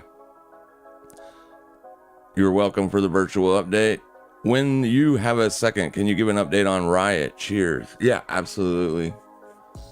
As soon as I'm watching this to see if it's going to get some kind of bearish momentum back here. If it doesn't, I'm going to exit that short, because this move right here took over half of that profit away. I was up over $300 on that trade. Right now it's sitting at 195. So I don't want to lose more than half of the unrealized P&L ever. I want to always make money for putting on risk if I can. I don't ever want to let a winning trade turn red, ever. No one has to do that. People willingly do that crap, right? When you're watching a very green trade slowly go up and up and up, go back up against you, that is 1-800 your fault, because you can close it at any time while you're still in the green. You can close it. It's allowed. It's okay. I don't know why people fail to do that. It's free money, and you're not taking it because you're being stingy. Maybe you want more. I don't know, but don't ever do that. Never let a green trade turn red, ever. And I don't mean if you just took it. You know what I mean. You know what I'm saying? I'm not talking about if you just took it, it goes green, and then it turns red. No. If you've been sitting in it for a couple hours and you've been green for the whole time, never let it go back against you the whole way. Now, if it happens in 1 30-second spike, that's unavoidable. You're probably going to lose money on that trade. And that's an unavoidable, chaotic moment of time.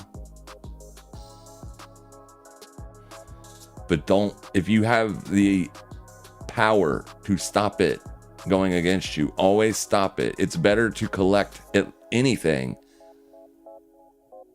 I would rather pick up $5 than lose 50. Right? Of course, it always sucks. We hate it when it happens, but it happens all the time. It's just part of managing risk. So one way you can do that is you can set a trailing stop. Right? I mean, if it's going down, you're making money. If it's going up, you're not. So you can set a trailing stop, like I'm going to do. So that way I can look at Riot.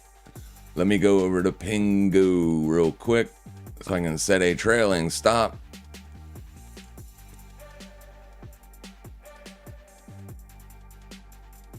We're going to set our stop loss to exit 100% of the position at 0.015322.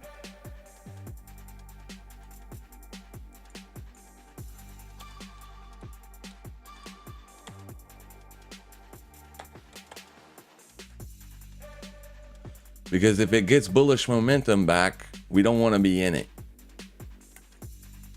Opening short stop loss price should be... What did I do wrong?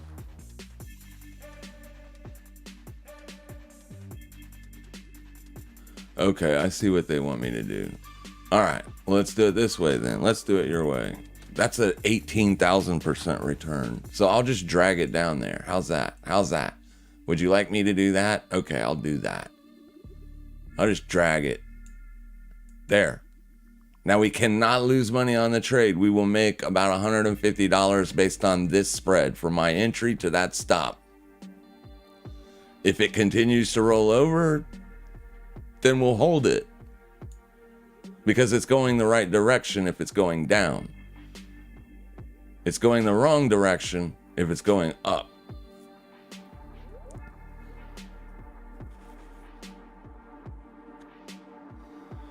And you can see here on the 30-second chart, it doesn't have that bearish momentum.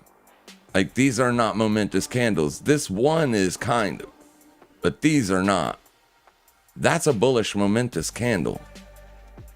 So you can see the momentum is to the upside clearly here. So we'll leave that stop right there. And we can always re-enter it. If it gets up here, stops me out, and then fails up in here, well, I'll take my $150 and then I'll put it back on. But I'm not going to let that trade turn red. Never do that.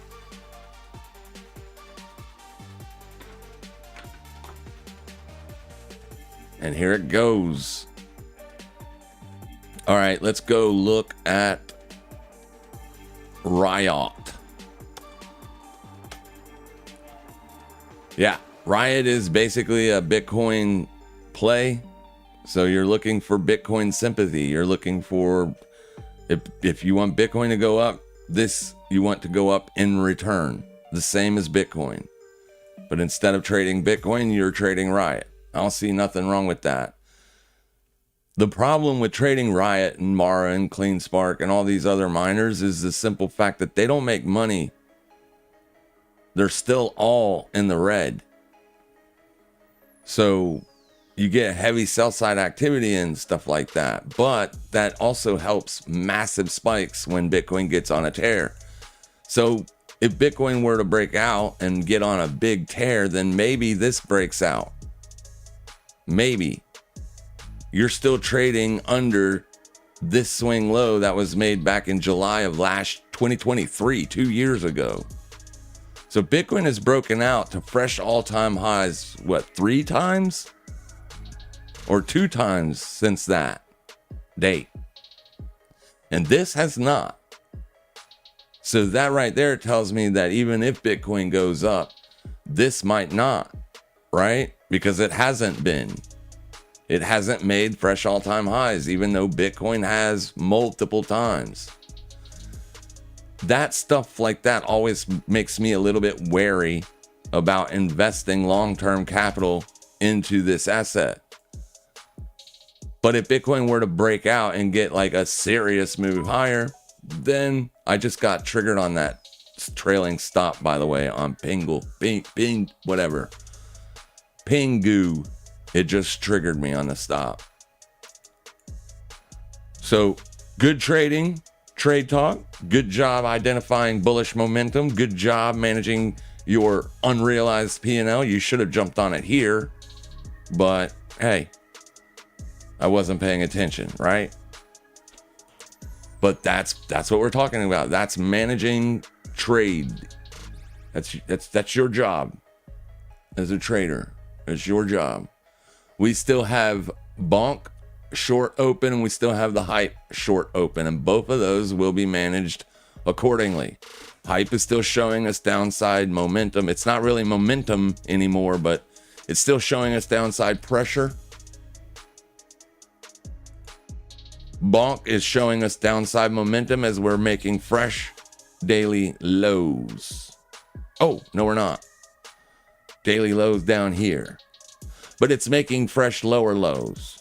How's that? So it might make a fresh daily low in reverse. So we got to be careful about that because we are seeing that move up on Pingu.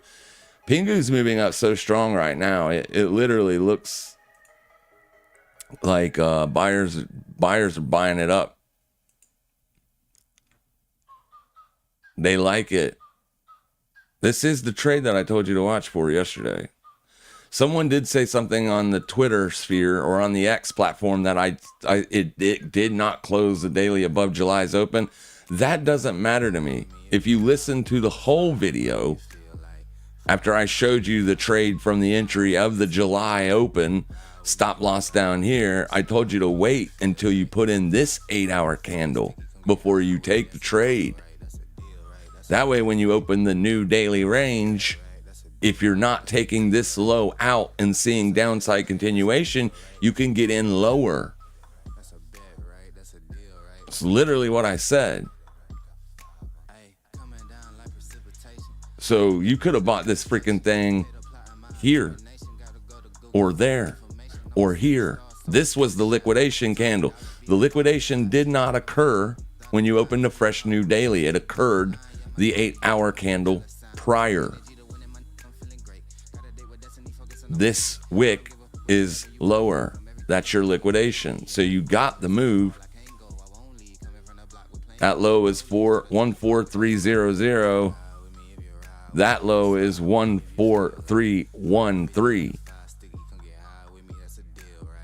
So that's your liquidation candle. That's what I was telling you to look for. And then if you start trading back up, you can buy it. It's right here. That was a clear trade. That's a wick. That's not even a close. You couldn't even close a 5-minute candle lower than that candle. That's how I would have entered it, but I wasn't watching it. I was watching FART. But I would have watched this 5-minute candle close. And at any point over here in this time zone, if it would have started printing lower 5-minute closes, then I would have been less aggressive on taking the long entry. But seeing that this candle's close held here, and you got that reaction, and then it came back down and it still held, and then started to trade away. At any point you could have entered here, and then boom, there's your 8 a.m. or 8 p.m. candle right there.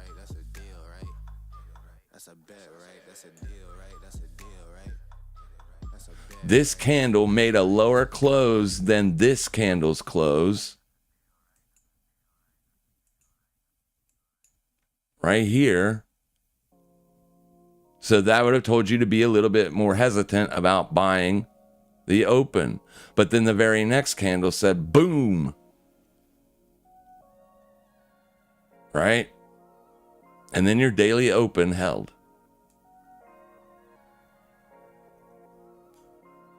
Yeah. And that's not a cherry-picked example. I told you to do that before any of this data was even here. It's a trade talk exact trade. Like, we talk about this all the time. Microsoft is making fresh daily lows, and Nvidia is starting, or it's actually wedging up. Nvidia is. Apple's on daily highs. Tesla's reversing daily highs. So there still might be a short to re-enter on Pingu if that 4-hour candle holds.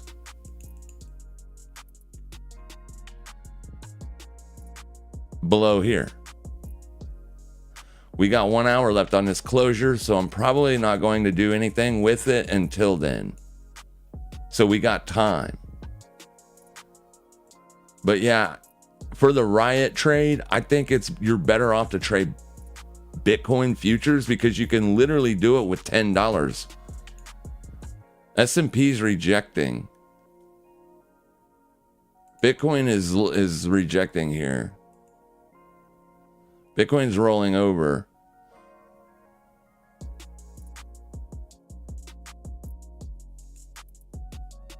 What's dominance doing today? We haven't looked at dominance. Dominance seems to be holding support on Bitcoin for now. It did yesterday and the day prior. So if this breaks down, then clearly alts can just be stronger. It's better also to short alts when Bitcoin dominance is moving up as it puts a little bit more selling pressure on the alt space. But we got a boom short on, it's making money. We got a bonk short on that's making money, and we got a hype short on that's making money. So I'm not really like, I don't need to jump back into that Pengu short just yet. We got time on this. Plenty of time. You don't want to watch 4-hour closures. Well, you're going to have to wait for the 2-hour to close also. So basically, as long as this downside move right here's midpoint is respected on a close of this candle, it might still be safe to enter a short, because that would technically be a lower high, right?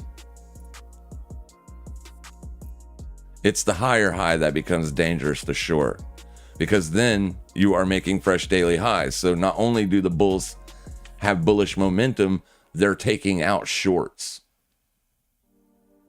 And those shorts are going to have to rebuy back into the market. That's going to cause even more buying pressure. I'm not saying that it can't reverse from up there. I'm just simply saying taking the short from up there is not the best trade. We still got to see what this wants to do here. This is looking better and better for a short. Risk markets are looking better and better for downside continuation as well, because you're reversing that daily VWAP. So if you start getting downside continuation from here, 10 points lower, we're at 75 here where the VWAP is 62.75. See how we're at 62.65? We're exactly 10 points lower than the VWAP. So if you start to see downside continuation from this point, that's a pretty good indicator that the shorts are in control of the market, and this isn't just some funny business. If you reject these lows, it still doesn't mean you're going to see the shorts win out the day.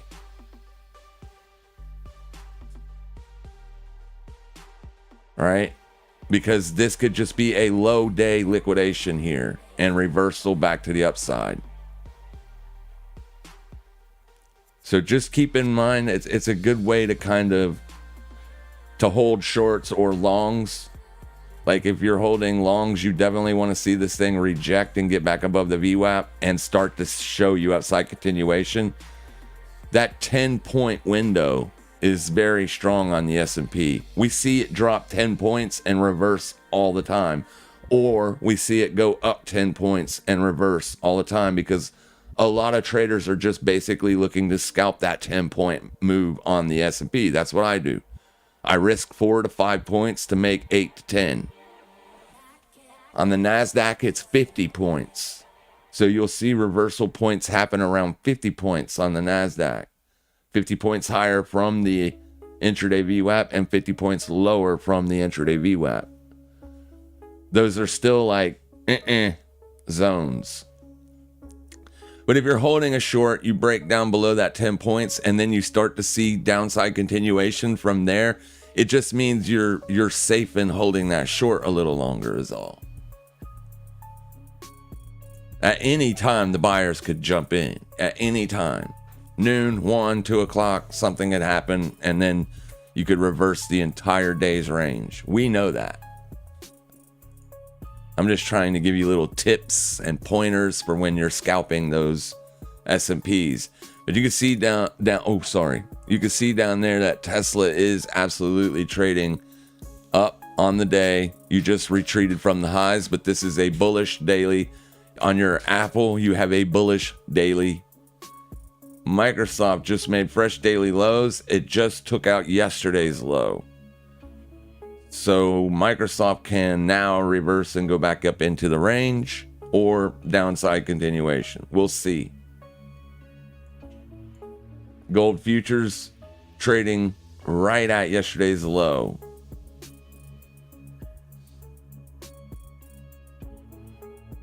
And then Nvidia's wedging up. It's making higher lows and lower highs. So it is wedging up. It's sideways.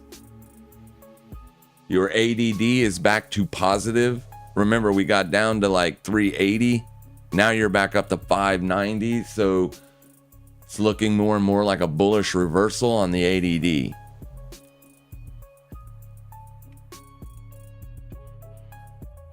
Bitcoin can still hold support down here as intraday VWAP is right there, plus that trend line is still there. But it's starting to look better for the downside. But still very much, this blue line is your July VWAP. Very much in a support zone. This is your daily open right here. You got July's VWAP, daily open. You got the low value area there. There's 3 levels of confluence here for Bitcoin price. Anything technically under this is considered value, right? Anything below this is considered a good value. That's what the value areas indicate. Anything up here is high, it's expensive. Anything down here is cheap. It don't always work like that, but that's how you can look at it. Keeps you from jumping in shorts that are too low. You don't want to short things that are at support, ever. Fartcoin getting that downside continuation, looking at my BOEM trade and looking at this now in hindsight, I kind of wish I would have shorted Fartcoin. It's down 5%. It's hard for me to take that short that close to support, though. It just is. I'm not a breakdown trader. I'm not a fresh low day scalper. But they are winning right now. Hype only down 2% on the day. Not seeing downside continuation on that. I would like to. Bonk. That's BOEM. This is the one we are short. We shorted it up in here around the July open. So we would love to see downside continuation on that as well. And then the Bonkster. We're seeing downside continuation. We just made fresh daily lows on the Bonk. Should we close that out? Or at least take profits? No.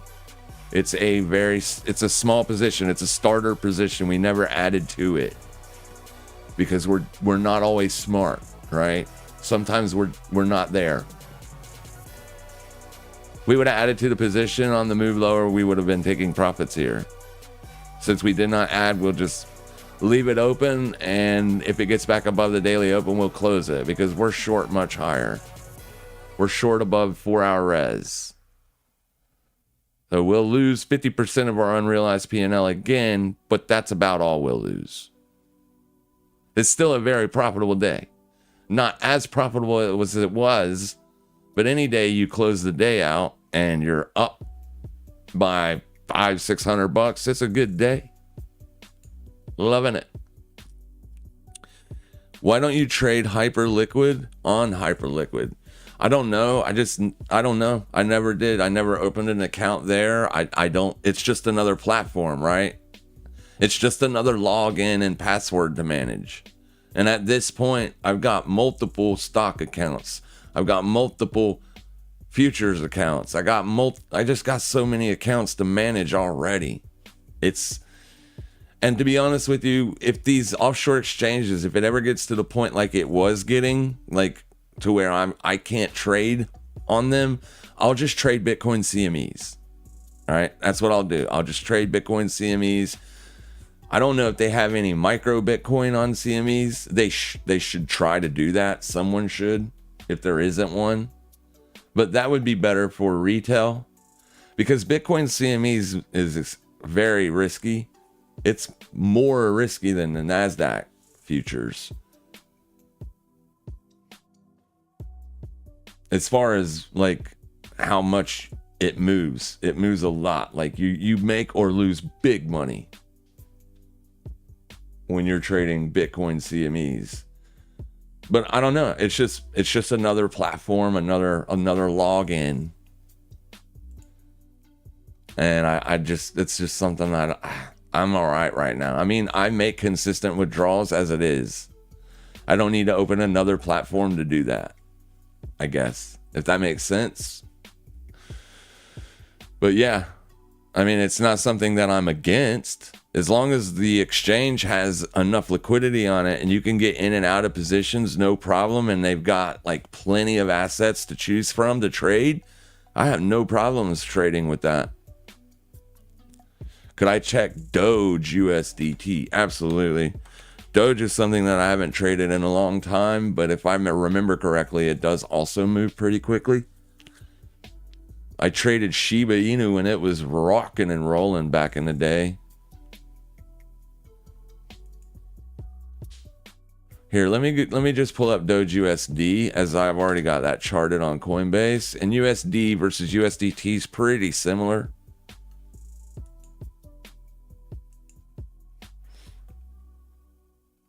Yeah, it's looking like it's losing its bullish momentum, like a lot of cryptos.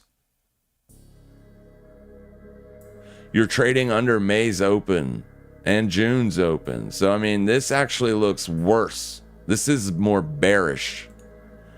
You're trading under bullish momentum on the daily. You're trading under weekly momentum. So this is bearish across all time frames, probably. There's your monthly. You just made a fresh low month close in comparison to March's close. June's was lower. So the near term, as far as month trend goes, this is only a bearish pullback. This is not a bullish rally. It is not a bullish pullback. This is a bearish pullback. This is a bearish rally. So it's going to more than likely get sold into. But here's the thing. It is holding support from last week. Right? So if you fib last week's range, it's a bullish candle. It's a higher close than the previous week. You can see that you did get a bounce from the 50% retracement. So at least on the weekly range, the bears have not been able to get it through support.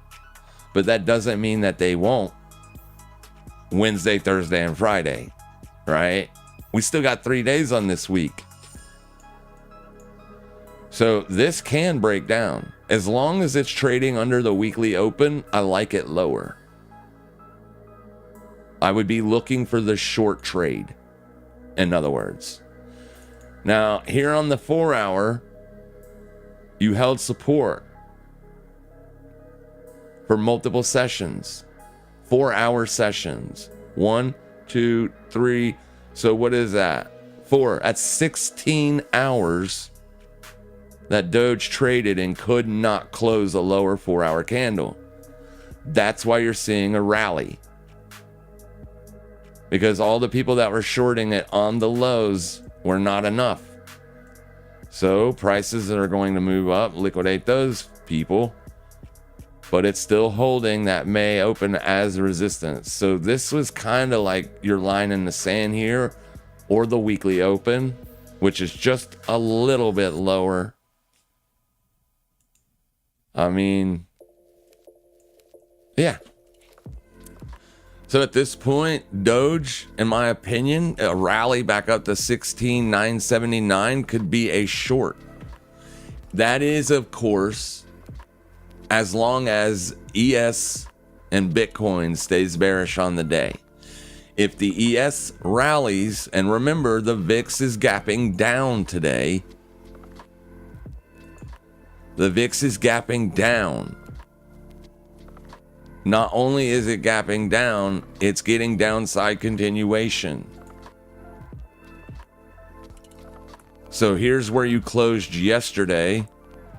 You gapped down today, and you're seeing downside continuation. You're making fresh lower lows on the daily range. Could it reverse here because this is a gap fill? Yes, it could.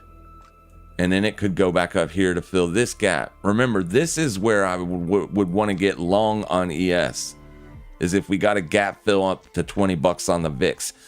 I don't expect that. A 20 VIX is not usually looked at as a bullish market. You know what I'm saying? It's usually looked at as fear fearful. So I honestly am not expecting this to get filled anytime soon. But if it did get filled, I would absolutely be interested in buying ES calls.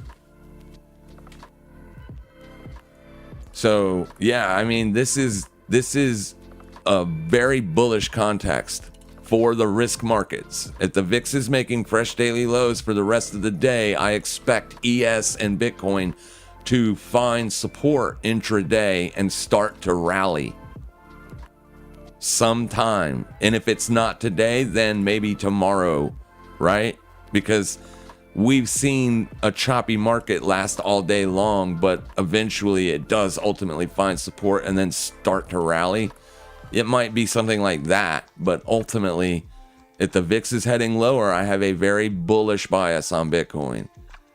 And since Bitcoin is the ocean and alts are the boats in the ocean, anytime Bitcoin goes up, alts generally will too, especially those that have high trading volumes. So my overall bias is bullish. It does look like I'm a bear because I have 3 short positions on, but yeah, that's not what it is. I'm actually bullish. I just don't want to be shorting strong assets. I want to short those weaker ones. The bonk trade is a strong asset right now. Technically, it is strong, right? But I'm watching it like a freaking hawk. If it starts to get bullish Momo, I'm out that biatch. Right? If I start to see big bullish candles here intraday, I'm going to exit that short, because even though this has lost its momentum on the 4-hour time frame, on the daily and weekly, it still has bullish momentum. There is no bearish momentum here. This is the first day that you're actually... Yesterday you were red for a little while. You might not close red today. This thing could close up here. Or up here. We don't know where it's going to close. So this is why I'm saying when you're shorting a strong asset, you got to be much quicker in taking profits. Much quicker. I would have taken profits here when we made a fresh low day, but I'm in the position with such a small position size, I forgot to re-add as it started to get momentum going lower. So there's no point in taking profits. It's either close it or hold it at this point. As long as it's not showing me bullish momentum, then I'll hold it. If I start seeing candles like this, like one after another, I'm out. I'm getting out. I'm going to take my money and run. Because things are just still too bullish. We'll take our money and we'll run. Pendle is weaker. And then this one is weaker. Doge. All right. So this is one that we could short. Because it's weak. It's not strong. It doesn't have bullish momentum. It's not got bearish momentum either, but it doesn't have bullish momentum. So it's just, if you put them side by side, it's weaker than the others. So whereas we've gotten the breakdown on Farcoin and Hypecoin, we haven't gotten the breakdown on Dogecoin yet. So Dogecoin is 100% a short candidate. We can short it. Now, I don't love shorting it where it is right here. But if it can like reject off of this wick low and close under this candle's midpoint, then I could potentially take a short. I could manage my risk by this hourly candle's high.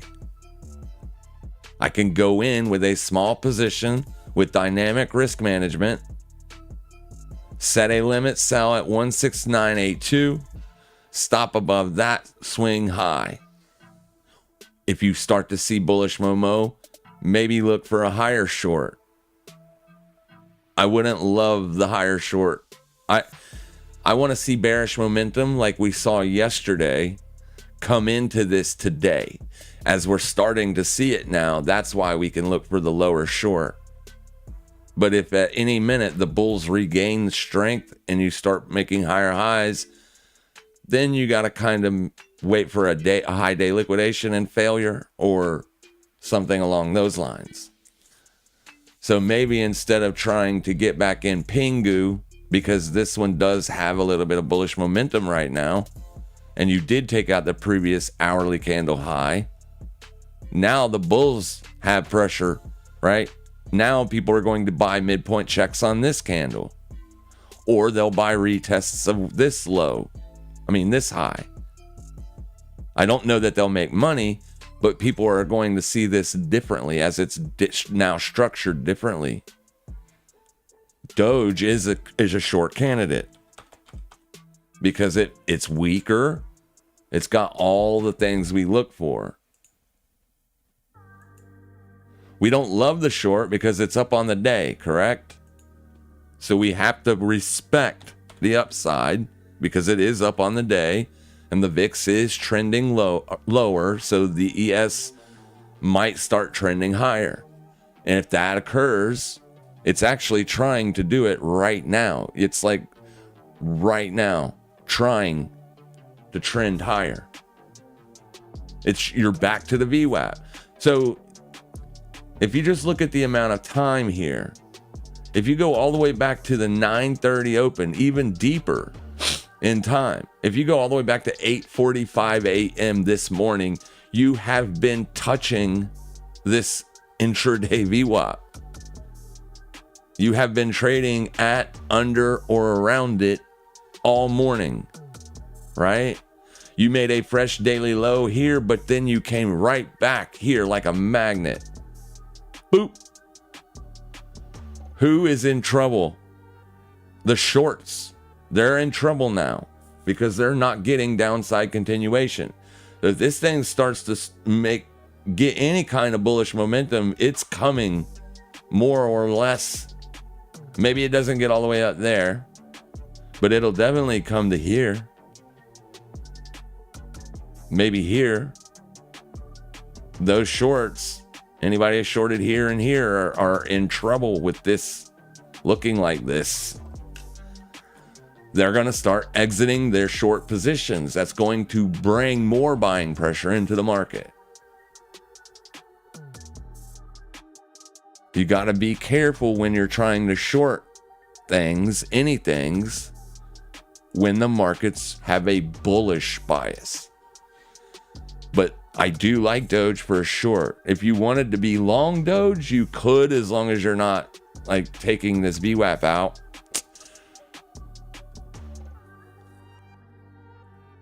I don't like it long. I like it lower. I think you're going to break down below this trend line here, and then you're going to be threatening something what Fartcoin is doing right now. It broke down below yesterday, and you're seeing downside continuation today. Now, I would not short Fart here. That's the 2024 yearly opening range. That's a big, big level. I would not be surprised to see Fartcoin trade sideways here for the rest of the day. But Doge has a long way to go.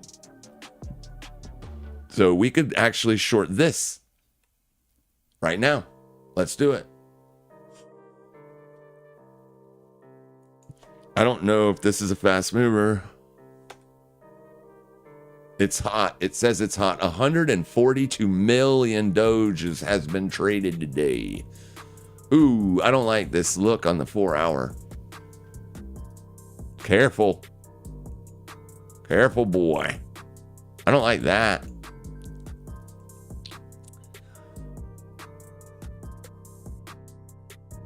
I don't like it, but I'm going to take it. Oh. Man, I don't like that.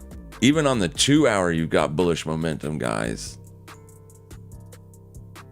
Freaking, you don't even have bearish momentum on this thing yet. This is a very risky short. Very risky short, but we can take it. I wish we could find something that that we could get long. I don't know though. As long as Microsoft is on the daily lows, I'm not loving the long trade either. It's like playing around with that intraday VWAP like that for so long on the S&P. It's anybody's game for today. Like I don't know that it's going to break out to the upside. It could roll over. Absolutely. All we need is a Donald Trump tweet and it's gone. It's going to make fresh daily lows. So we could potentially short this, but we definitely got to watch our 5-minute closures here. So if we're going to base our short on that last hourly candle breakdown here, we don't want to see it getting above this value area high, correct? On the 5-minute, we're above the value area high. So we have to watch this 5-minute candle. If we start closing 5-minute candles higher than this, more than one, then we'll exit the short and look for a higher short. But we got to get in it before it goes. I'm going to flip over to market and then flip back over to limit so I can just get in there. But I want to get in as a maker, not a taker. Because when you get in as a maker, you get less fees, right? I don't really pay fees if I go in as a maker. If I go in as a taker, I pay high fees. So I'm in. My fill is at 0.16926. This is dynamic risk management here. This one doesn't move as fast as like a fart coin or a bonk or a boom. Well, boom's not even really moving fast either. Oh, that's not the right size position. I got in with less than I wanted to. So I'll watch Doge here with this. If it makes a higher 5-minute close, I will bounce with a very small, minimal $10, $15 loss. Okay? Nothing major on a higher close. We start closing higher 5-minute candles. You can watch minute candles. You can watch, like, see here, you got one 1-minute candle closure higher than your highest 1-minute close, and then it. So if it goes back again, then that literally means since you're trading above the VWAP, that the bulls have control of it. But if it just dumps from here, then we know we're right. Which we're probably not going to. It's almost 11:30. The majority of the volume, like you might see a volume spike at around noon. I think, what time is it in London right now? It's about time for the markets to close, ain't it? In London? Ain't that at 11?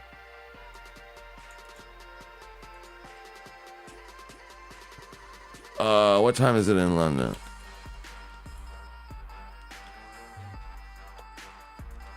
I need a world clock just popped up on my screen so I don't have to go in here and ask it.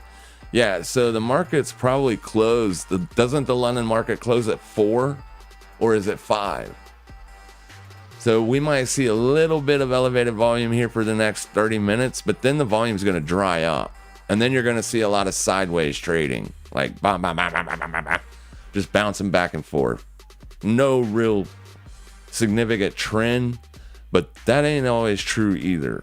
Like, Fartcoin literally traded sideways all day till it got to like 3 o'clock. And then it took off.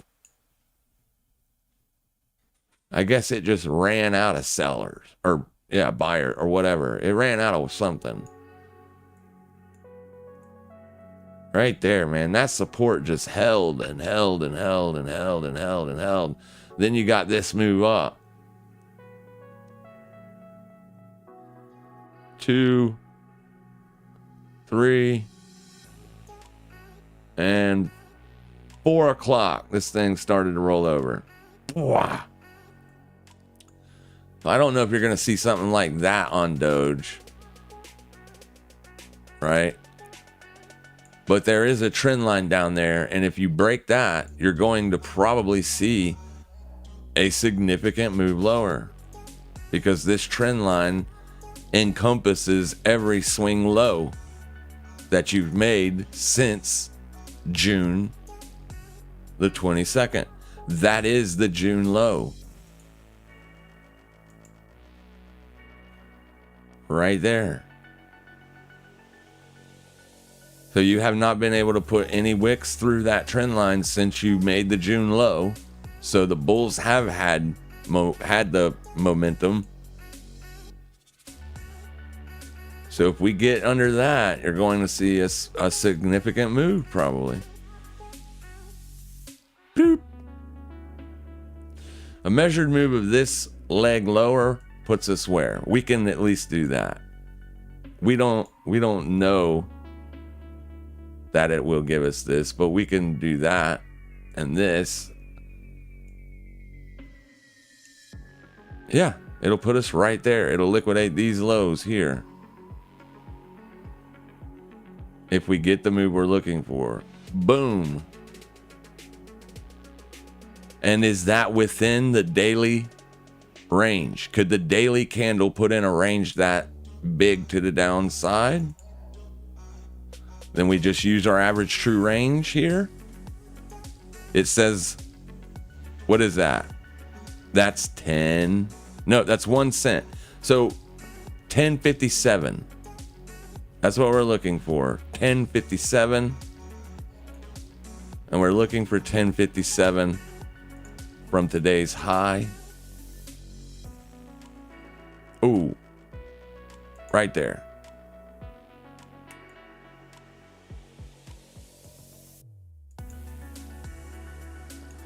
So, with the average true range, it's within possibility that you could make a low of day down here. Does that also fit this measured move right here? It does. I almost know it does. I just had it. I just looked at it.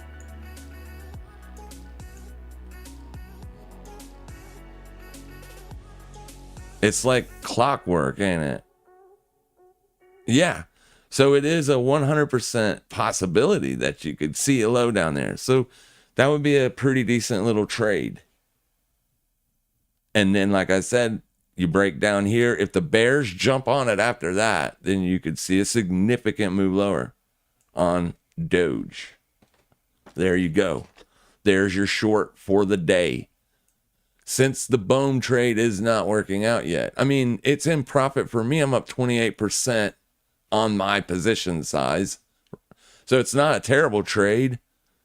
28% is 28%, baby. Loving it. And we'll see if we can make another 20 or 30% here on Doge. Well, that'd be a great day. Was that the last song? Uh-oh. Can't have that. We gotta have some music. All right, we're starting to see risk markets roll over here. This is going to work good for our Doge short. That's what we want to see. That's what we want to see. Yeah, we take the short and then risk pukes. Give it to us. Let us have it. Come on, baby. Make a fresh low a day. Let's go. Let's go. Let's go. Apple rolling over. Love to see it. Microsoft still on the lows. Nvidia is still wedging up. Come on, Nvidia. You got to break that intraday wedge you're building. That clearly doesn't mean that Doge will roll over, guys. But we'll see if it does. We're good. We're good. We'll see what we get. All right. Let me answer some questions. What's up, Greg? Fartcoin near support. Yes, it is. It's at the yearly opening range, Fabs. The 2024 yearly opening range. Big support down there. And we just looked at Doge for Daniel. Tom says BITX is way better than any miner. Is that a Bitcoin ETF? Let me see what kind of options you're working with on BITX.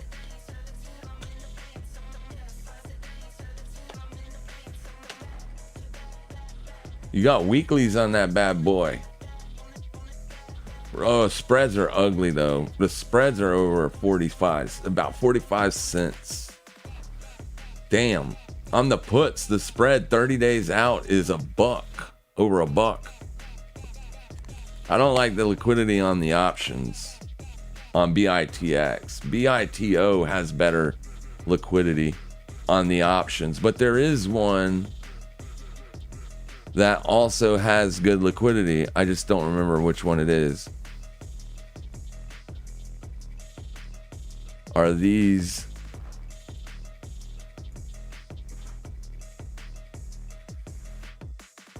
CleanSpark, Hive, Coinbase, GBTC, DeFi, whatever that is, BRR.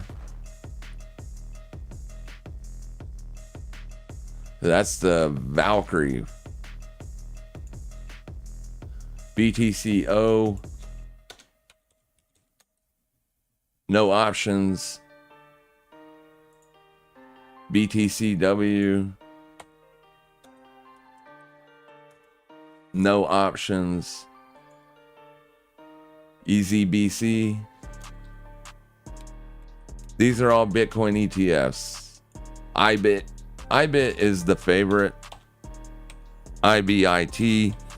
That's the favorite. That one also has liquid options.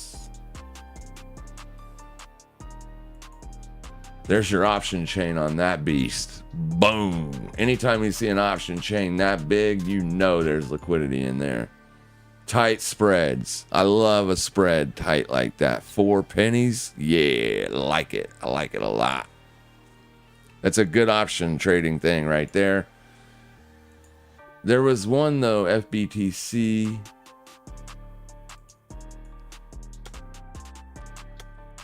It's got weeklies. Spreads 50 cent wide. On the put though, it's only 20 cents wide. Some of them are wider. So on average about 50 cents wide. That's too wide for me. HODL, HODL. It's only got 2 strikes listed, 2 expirations listed, August and November. 1 option per expiration. That is not liquid. Oh wait. Yeah, I don't know what that is. I wouldn't trade that. ARCs. That's not a Bitcoin ETF, but it is an ETF. Oh yeah, it is. They don't have weeklies. It's ARC's ETF, but they don't have weeklies. Those options are 10 cents wide. Pretty liquid. A lot of people trading them too. So ARC, B, IBIT are the best when it comes to liquidity. And then BITB. No weeklies. I don't trade it if it don't have weeklies. And then last, this thing, I don't even know what this is. GLXY, Galaxy Digital. It has weeklies, and the options are 20 cents wide. But it has a lot of liquidity. Lots, thousands being traded here on that. So pretty liquid there. There's all your ETFs that have option liquidity. GLXY, BIT, B, and then IBIT.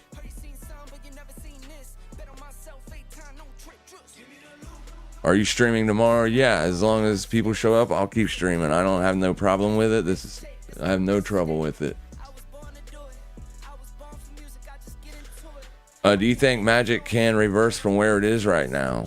Is Magic the ticker? Is that with the USD?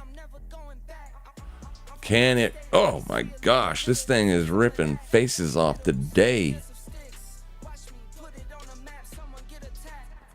This thing's up 32% today. It's down on the year. Why didn't anybody bring this to my attention earlier? You probably did. You probably wrote this 2 hours ago, and I'm just now getting around to the comment.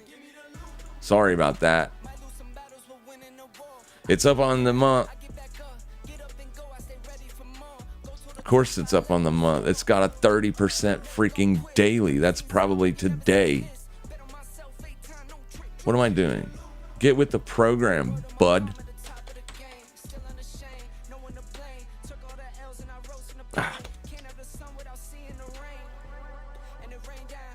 Let's see what we got here. Yeah, this is going to be today. The entire July range is today. Uh-oh, you got a double bottom down here. I don't like that. It doesn't mean that this will be a bearish target in the future, because this isn't really a double bottom though, right? But whenever something like this happens, I always anticipate that you're going to liquidate the low before you run higher. You don't always do that, but still, no way. There's no way I would short this today. Absolutely not. No way. Simply because you've got so much bullish momentum right now on this. Now, will people take profits? Well, they're up. They're up. If they bought any time since June 23rd, they're in the money. So yeah, a lot of profit taking probably, but this is a higher low, to be fair, from this low. If you close above this, it's going to look like, I would expect bullish upside continuation.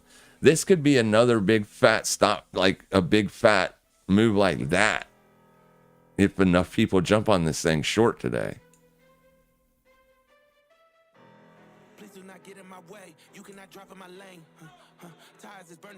You have literally no levels here on the higher time frame.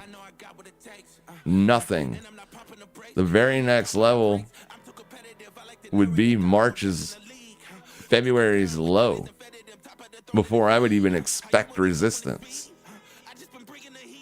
You're way above this weekly swing high. Next liquidation point would be there. So you liquidated this wick. So next wick to liquidate is this wick. You're trading in between those two. So I don't really see a reason to even look for a short. 8-hour supply, sure. But you're trying to jump on 8-hour supply with this much momentum in the day? When did it come? It came just now at the open. Yeah, I would not jump on this. Nope. Nope. Absolutely not. This is potentially just getting started. So what's the news on Magic? There's clearly news here.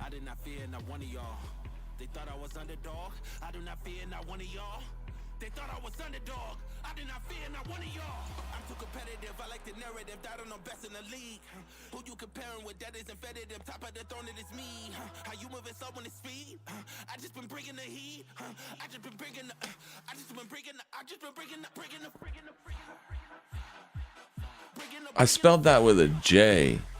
That's all right. Grok knows I'm dumb. Look, he got it right.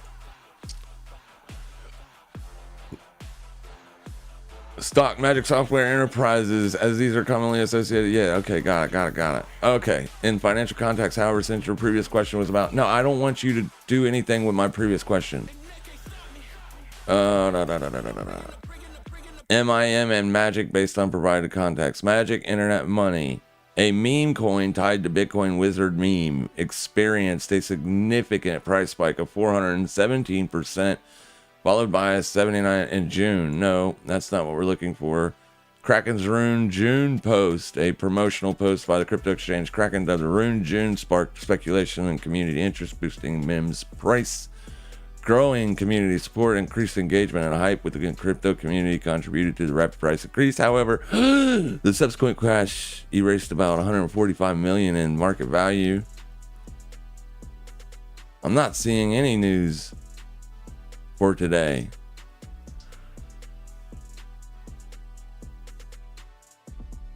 When did it report?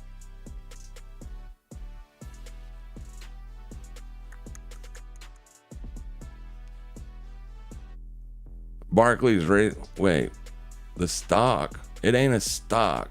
That's for magic. I don't want that. I don't see anything. I don't see any news. What is this? There has to be news. Because the market opened and this thing ripped. That, I don't know if that's going to be a massive short position coming off. The last bit of news that I see, even on TradingView, is May 6th. May 6th.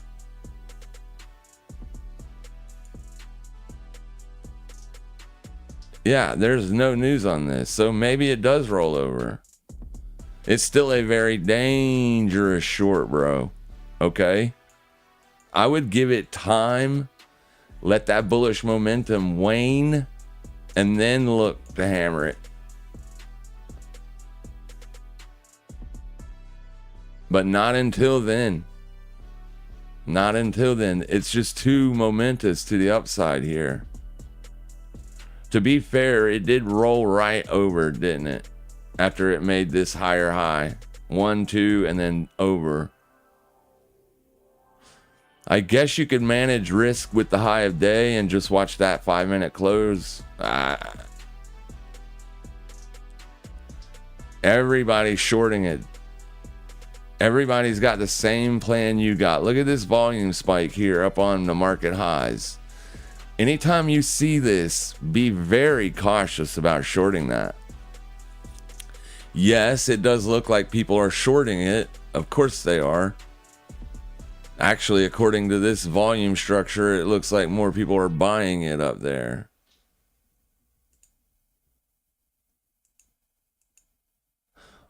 Your 5-minute says it's bullish volume. 30-second is bullish volume. 1 minute, bullish volume. Bullish volume. It's going to be bullish volume across the board. It's not bearish. It's bullish. People are buying it. The only way I would short that is if your cumulative volume delta starts showing you that it's actually bearish volume, which means you would have to get all the way back under 0. So if it is going to be a short, it's probably not going to be today. It'd probably be tomorrow or the next day, if it even is then. You got to let that momentum subside.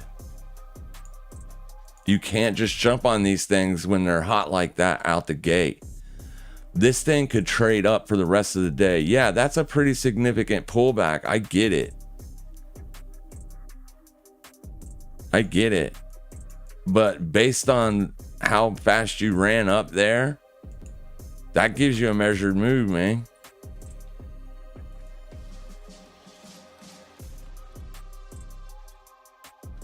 You could run all the way up to here today.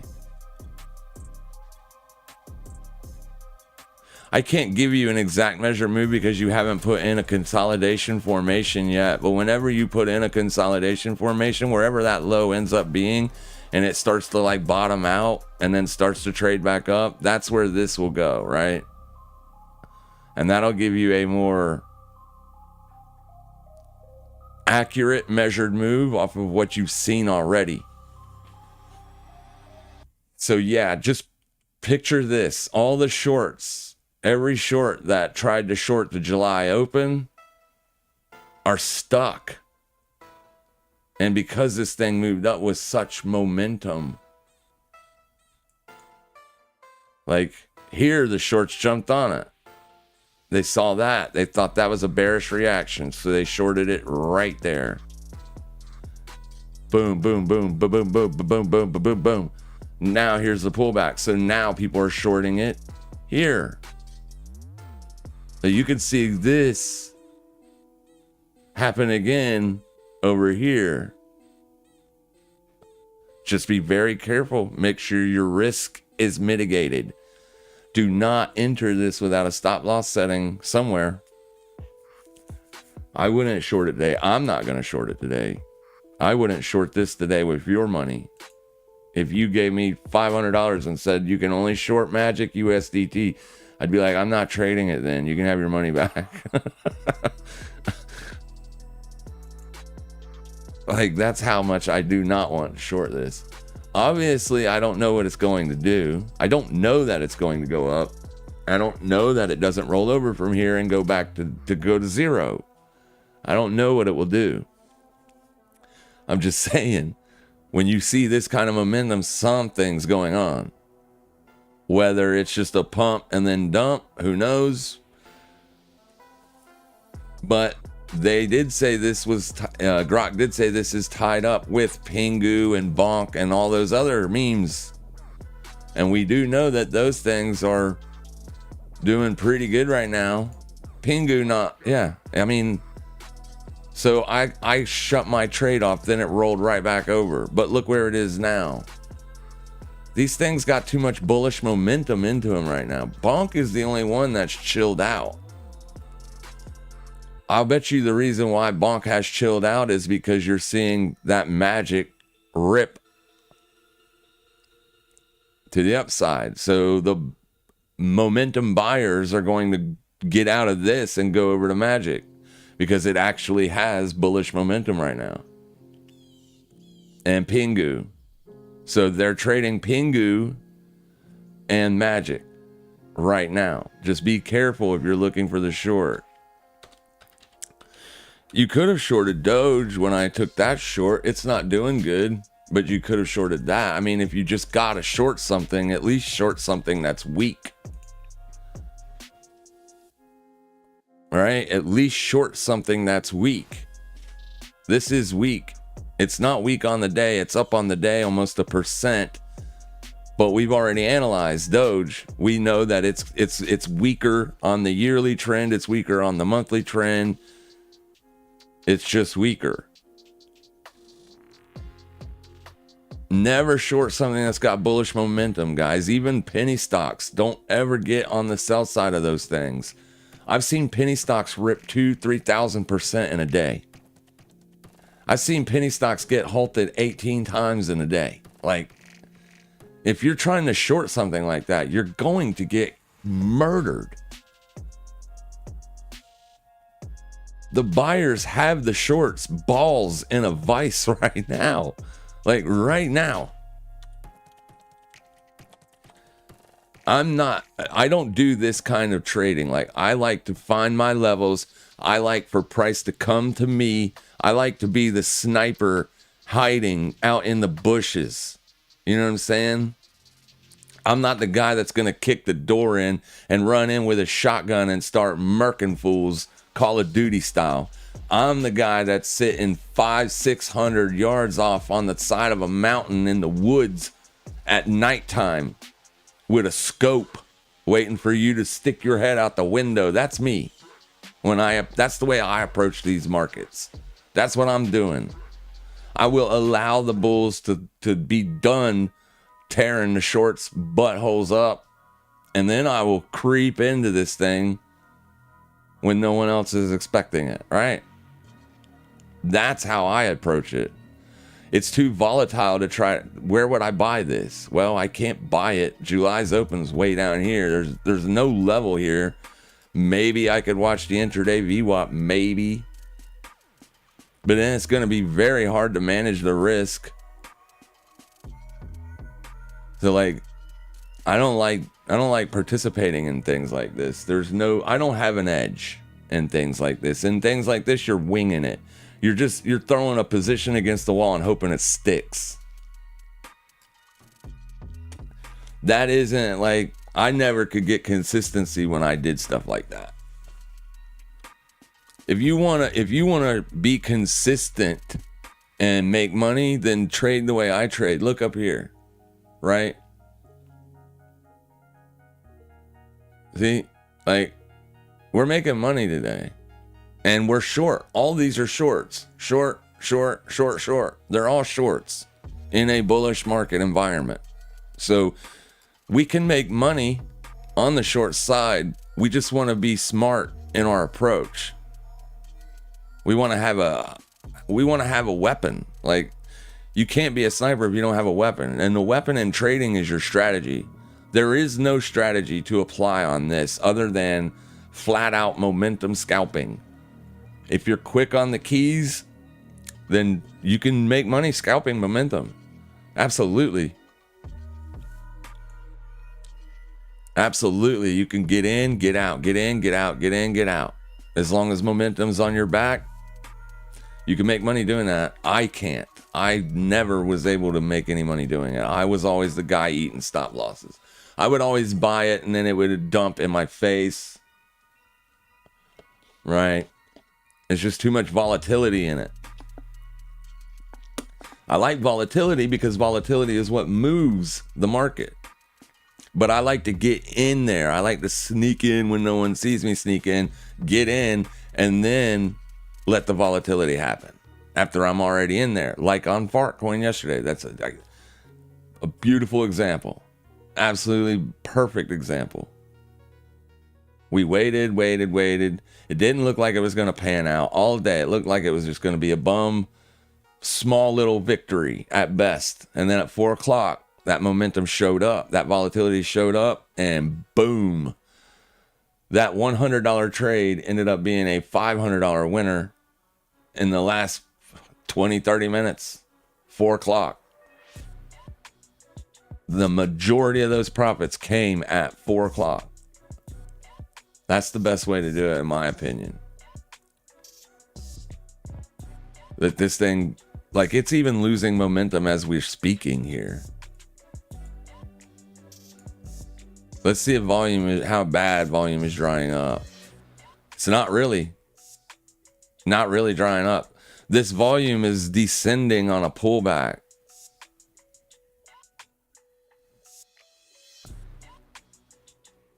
So volume is drying up, but it's drying up if there's to be bullish continuation. If you start seeing volume spikes now and you see price moving to the upside, beware. It's probably going to rip.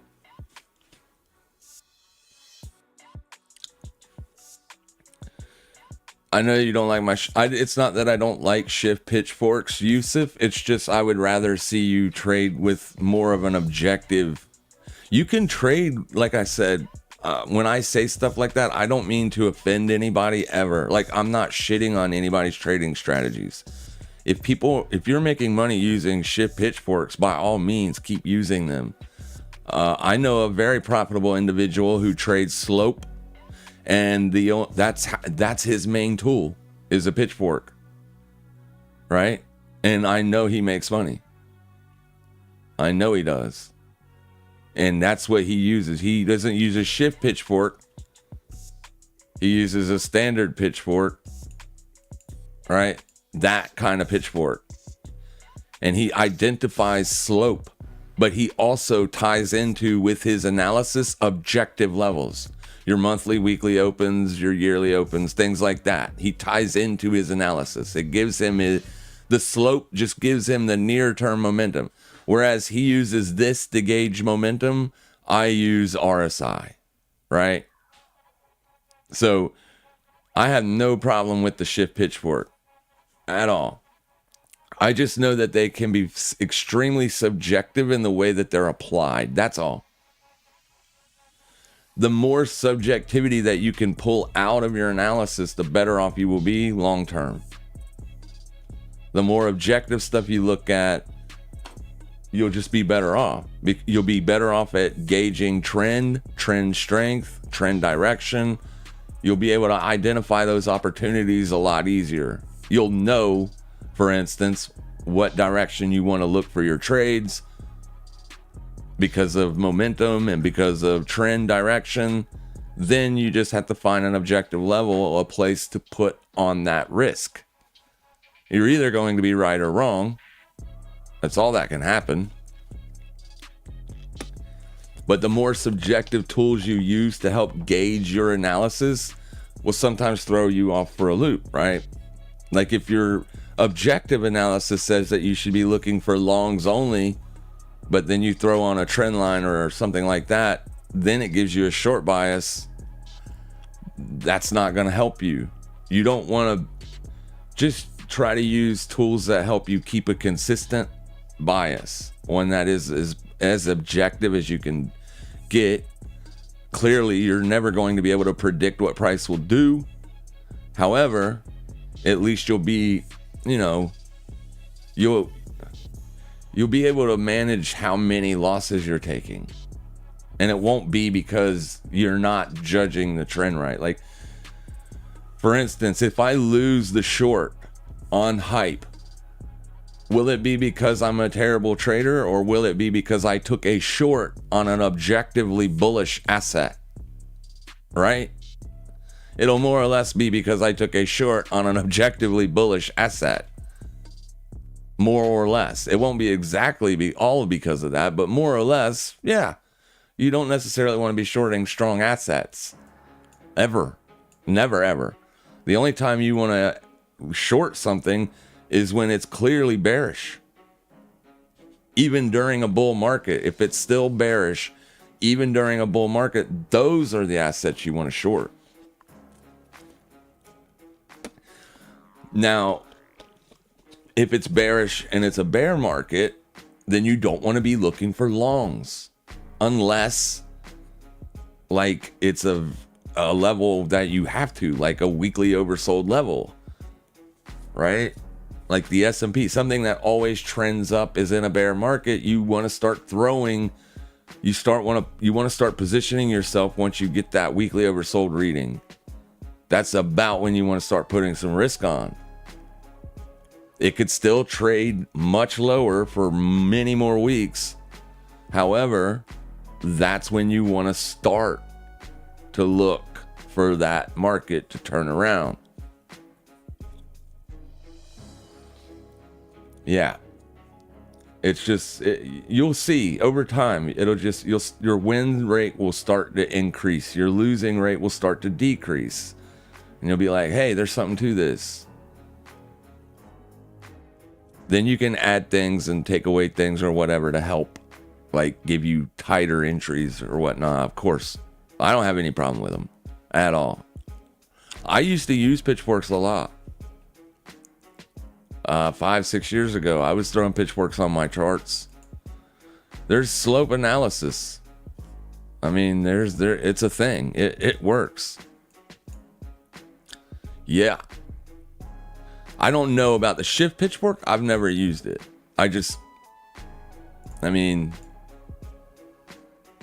This thing does pretty good at staying inside of this slope, doesn't it? I mean, it gets out there, but then it goes right back in it.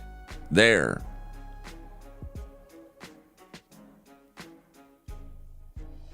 Right here, you lose the midpoint of the slope, and then you see downside continuation for a few days. So, like,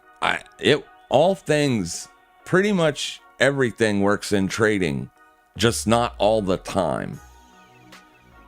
So you can pick any tool on this platform; it will work, just not all the time. I shorted at the top and exited after a 5% correction. For some reason, my brain works for trading pullbacks.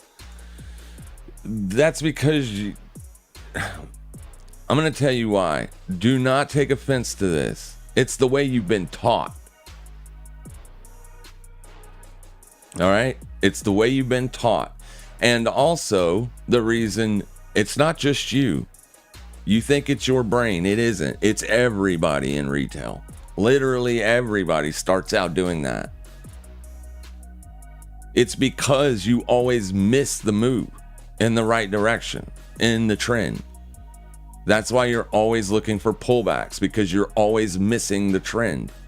You're missing the move So you try to short a big bullish rally, or you would rather be short because you make more money on the sell side. So you wait till the market starts to rip to the downside and then you try to buy that damn thing. It's literally the way retail is taught. It's literally the wrong way to do it, but the way everybody teaches. You will never ever be able to predict what price will do, but you think you can, so you try to predict where the pullback will happen.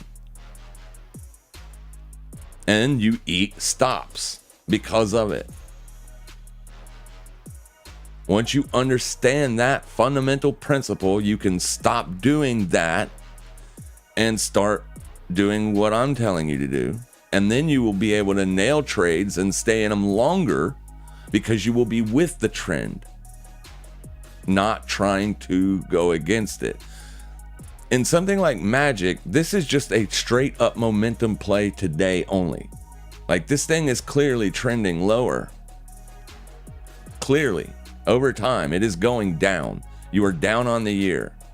You got a huge pump here, and then for 3 days, up, up, up. And pretty much every day after that was down, down, down. So it's sexy to call these reversals. But how many stops did you eat on Saturday? How many stops did you eat on Sunday?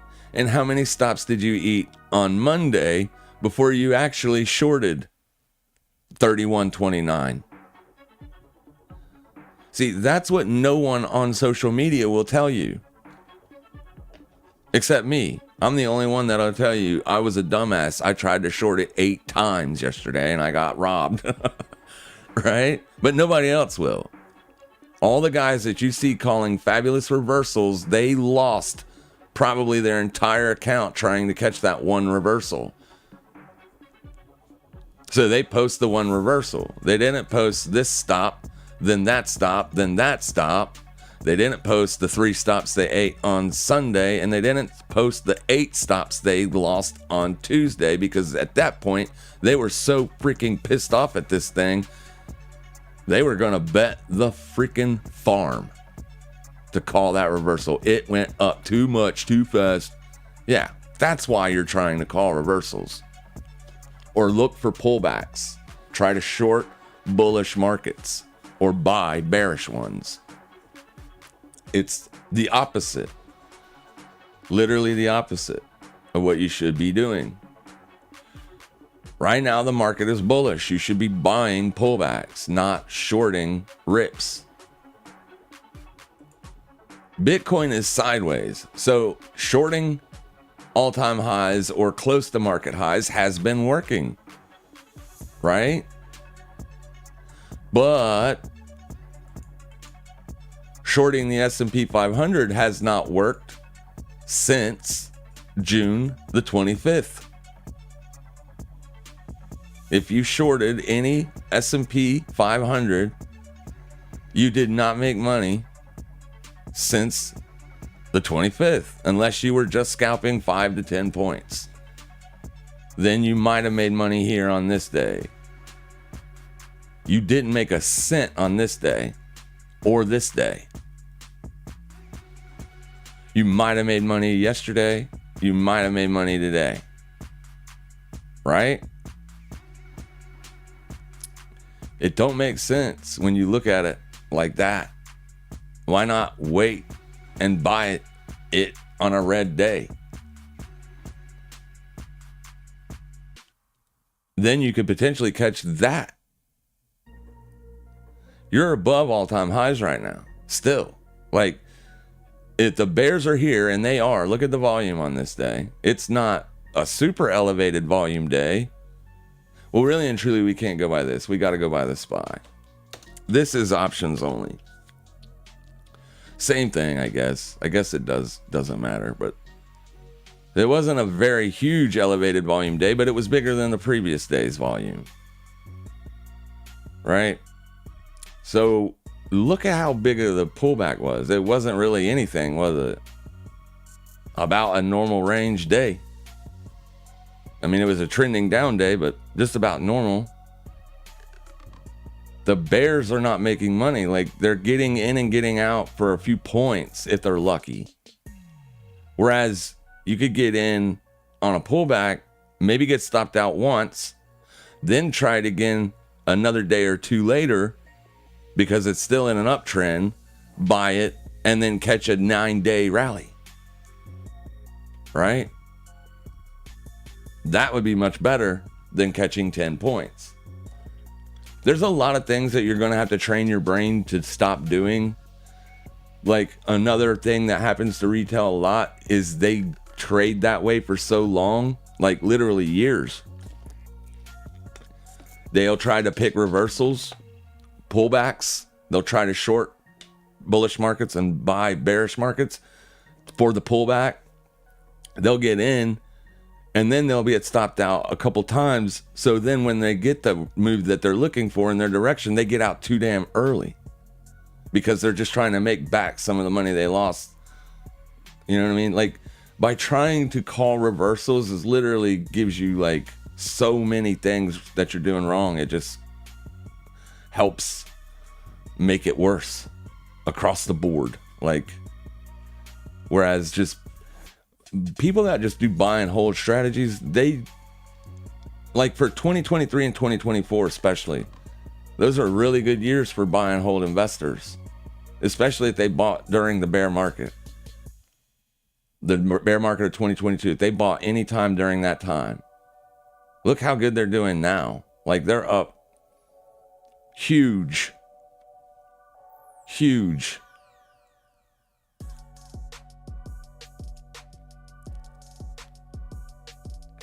Here's your 2022 bear market. If you bought literally any price in this down move here and just held it to today, you're up nice. Almost 50%. And that was one trade. Buy it, hold it. This goes up like always. Especially since 08. 08 is when the Fed started basically telling everybody what their plans were. Before 08, before the great financial crisis, the Fed did not tell people ahead of time what they were going to do. You had to wait for the FOMC. People used to make trades based on how big the briefcase was that the guy was carrying, what they thought was in the briefcase. If it was a big briefcase, then there was a lot of paperwork in there. Then they were probably going, you know what I'm saying? Stuff like that. It wasn't until the GFC that they actually started giving you months in advance what they were going to do. And ever since then, this market has went up. It does not make sense to be a sell-side only investor in this market environment. It just doesn't. It makes more sense just to buy and hold. You're in a rate cutting environment. This was a short-lived, fantastic volatility, but it was very short-lived, 2 months. Boom, boom. And then, yeah, try to relearn things. Try to forget. Even if you want to keep doing what you're doing, say it's working. I'm not trying to toss everybody into this, obviously. Some people do good trying to call reversals. I never could. I'm just saying, if you're making money, obviously keep doing that. Don't stop, ever. Keep milking it for every cent you can get out of it. Keep going. But take a little bit of money and put it in an account and try to do what I'm doing. And just see for yourself if over time it doesn't do better. I literally stopped doing that, and now I do this for a reason. I used to do the same thing. If you're trying to pick reversals, it's because you missed the right move. Now you're trying to call a reversal. But yeah, keep learning, keep trying to get it. You'll get there. But does XRP look like a short? Yesterday it didn't. But then after everything kind of had a big down move after about 4, it retraced all of it. So while we were live yesterday, XRP made fresh daily highs, but then it reversed after that because we got off about this time right now. That's when I end the stream because, well, there's not really anything else to do. But it ultimately reversed for the rest of the day. And then you had a fresh daily open, a couple hours it went lower, and then it reversed. And it's kind of just hanging out.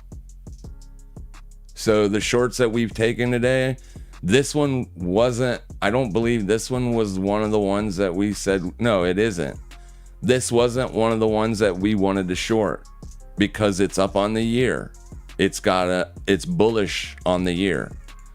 So for the year 2025, XRP has been up, has been closing above the yearly opening range. So it's not getting any kind of momentum to the upside, but the bears have not been able to keep it bearish. So it's literally been rejecting the downside since April. April is when all the lows were put in. For the S, the NQ, Bitcoin, XRP, Ethereum, most everything put their yearly lows in for this year back in April. And since then, most everything has been trending up. April is when the trend changed. It went from being bearish to bullish. Right? And since then, it's been a good call to be long on pullbacks. Below the open. Below the open, below the open. That's a pullback. It paid to get long because you were above the yearly open, so you should have been looking for longs on monthly and weekly pullbacks. So, like I said, it's not getting any momentum. It's still range bound. It's still trading inside of May's range, like Bitcoin. You took out May's low in June, but reversed back into May's range. This is when the bear should have held this right here. When you reversed in June and you made a fresh low, you took out May's low, you should have seen downside continuation. You did not. It reversed right here. Boom. Right? This is when it took out and made that deep low. Look at all these daily candles. Hardly any bodies under there. This right here is your April low. So you made a lower low in June. You took out May's low in June. Where's May's low? Right there. Right here. That's May's low. So you took it out and then you made a lower low. So you should have seen daily candles from this point start to make lower lows and lower highs, lower lows and lower highs. Maybe a retest into the yearly open here should have been shorted. This should have been the point to short. It wasn't, because look how it closed. So if we would have shorted on this day, we would have lost money. That's okay. We would have bought it here just because it's above the level, testing it from above. We look to short if it's below the level, testing it from below. That's when we look for the short. So all the shorts got smoked on this day. And since it's been doing good, it's been trending higher, but it's still in May's range. It's got to take out May's high to get any kind of real bullish momentum. If you take out May's high, you're probably going to see this thing rip. Now, it's got a long way to go before that happens, but so can this lose bullish momentum and become bearish? Of course it can. Of course it can. But still, any pullbacks to this area are going to be very dangerous to short. You're going to want to be a buyer there. Until you get proof that the trend has been broken. The way you can do that is by throwing a simple trend line on. Okay, this trend line from this low to this low does not encapsulate all of those wicks. So find one that does. It's that simple. All right, there, boom. Probably should go there. So yeah. Is it losing momentum? Yeah. It's not losing momentum. It's just not really getting it, if that makes sense. It's had plenty of times and plenty of pullback opportunities to buy. It's just not been getting any bullish continuation. So that in itself might bring shorts back into this. But I won't be interested in it until it breaks, because it's been bullish on the yearly and the monthlies. And as of right now, you're up on the month. So I don't necessarily like XRP for any trade. I don't like it for a long, and I don't like it for a short. But until that trend line is lost, I would have to be a buyer, because my strategy tells me that. So until we lose this trend line and get downside continuation, I would have to be a buyer. It looks like it is losing momentum. So it may be a short eventually. It just isn't yet. Today, this thing could blast off. We never know what's going to happen. It's losing it, and I want to see it break out, but I want to see Bitcoin do that too. Bitcoin isn't doing that either. Bitcoin's kind of doing the same thing. It's breaking out, but it's not ripping like it should be when it breaks out. So, I mean, it is what it is. That's the market environment we have. I don't want to be trying to short those swing highs. I want to be trying to buy those swing lows until a clear signal tells me the opposite. The way that I look for those signals is the 21 on the daily time frame or the 8-hour. Like if we're closing 8-hour candles under the 21 exponential, then I can look for shorts, right? Then I can start looking to sell swing highs. Because at least on the very near term, the trend has at least rolled over. It hasn't broken out to the downside yet, but it's at least rolled over. That's like Bitcoin has been trying to roll over for a long freaking time here, and it has not been able to do so. You need to know that's telling you something. Now, I could argue and say, well, since we did break back above here and got there, we didn't get the upside momentum. Well, that's because more and more people are selling the highs. Eventually, you're going to exhaust either supply or demand. And as of right now, it looks like supply is winning, but they could come right back here. Right back. Where's the daily 21? It's right now down here to the July open. I really don't want to be bearish until we're closing dailies under that. Because I know if supply gets exhausted here, you're going to see a couple of these all up in your face. There's really no macro environment for this. It can happen, but we're getting ready to see rate cuts. Trump is backing off of every bearish thing he says. The market freaks out for a day and then it rallies.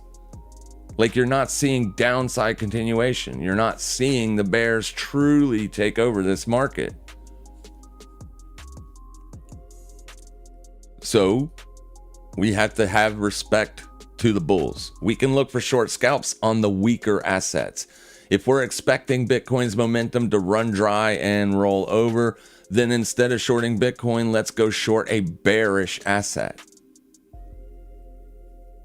A Doge or a Pendle or, you know what I mean? A W, a Jasmy, a bearish asset to look for this exhaustion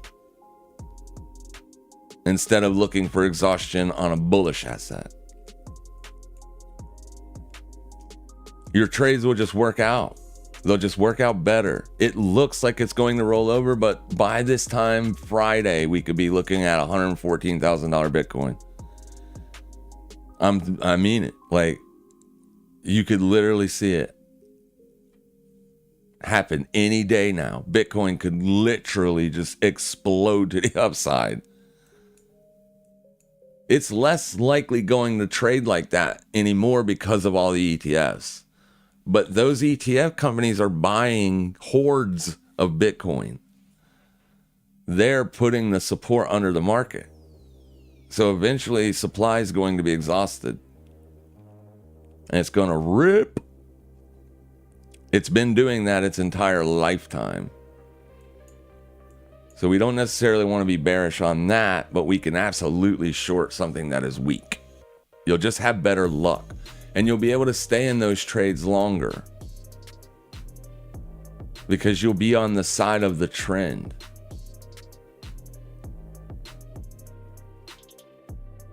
That's what I'm trying to get you guys to do. That's when you start making that money, honey. When you buy, say, a bullish asset and it goes up 40, 50, 60%. And you just got lucky and got in at the right time, at the right place, and boom, it goes. This thing has also, it's broke up above and then broke back under and then broke up above again, right? Let me turn the indicator off, because I already have my lines on there. But it's like, nobody knows what this is going to do. No shorts and no bulls. No. I can find 20 people on Twitter that'll tell you right now this is going to break down. They don't know that. They're making an educated guess.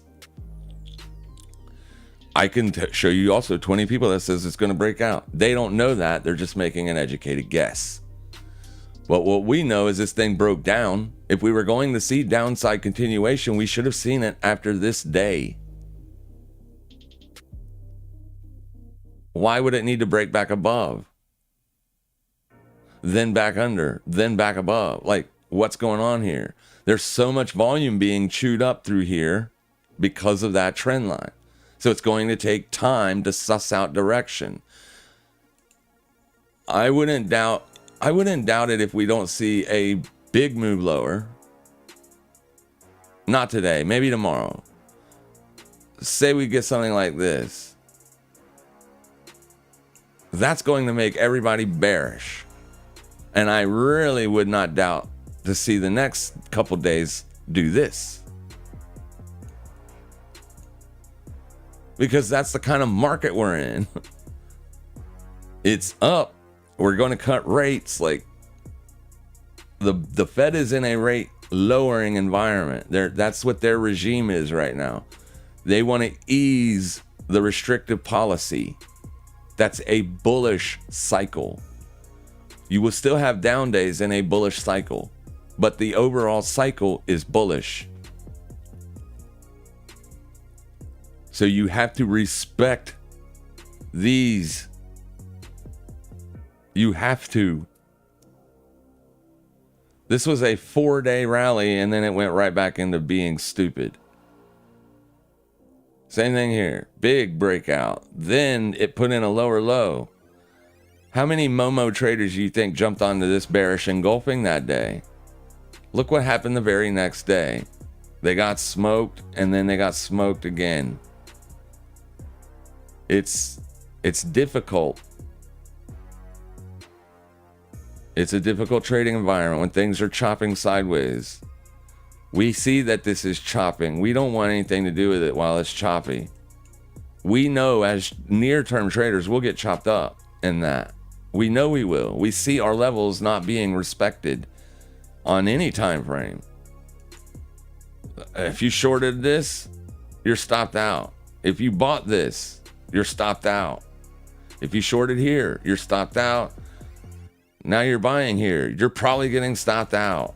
Like, that's what has been happening, so expect that to happen in the future. I mean, it's tough. Let it suss this out. But if you want to short a weak asset. Short something that's bearish even though everything else is bullish. Those are the ones that'll work longer. Like, this short has been working since Saturday.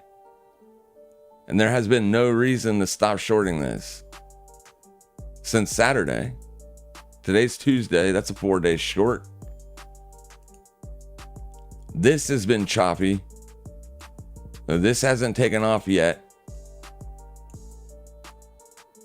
But what are the odds? What direction do you think is more likely given the data you currently have? Which way is this probably going to break to? It's probably going to break to the downside.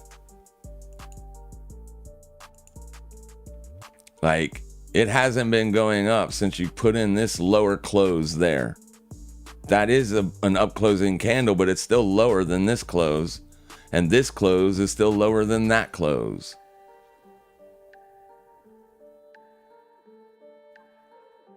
But this is something you can short. This did not break down with volatility either when it broke the trend line to the upside. So keep that in mind also. That's why I don't put a whole lot of stock on trend line breaks or whatever.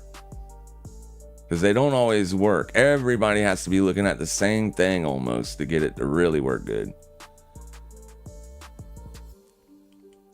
But it hasn't gotten that downside momentum either. That gives me a little bit of, that puts a little bit of fear in my heart whenever I'm looking to short an asset. Because if everybody was shorting Pendle, which Pendle isn't one of the bearish ones, right?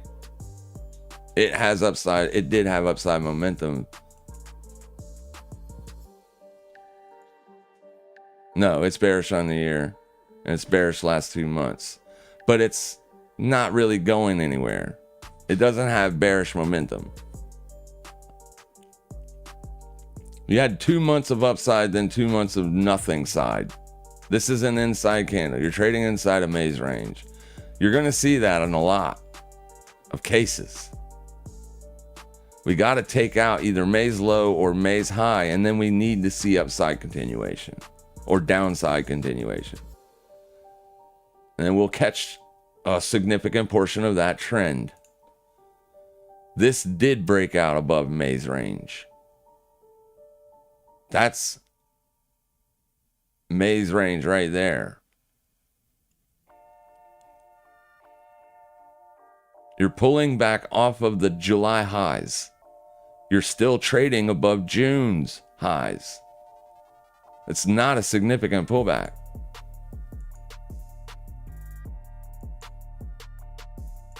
There's May. There's June. You're currently above June's high.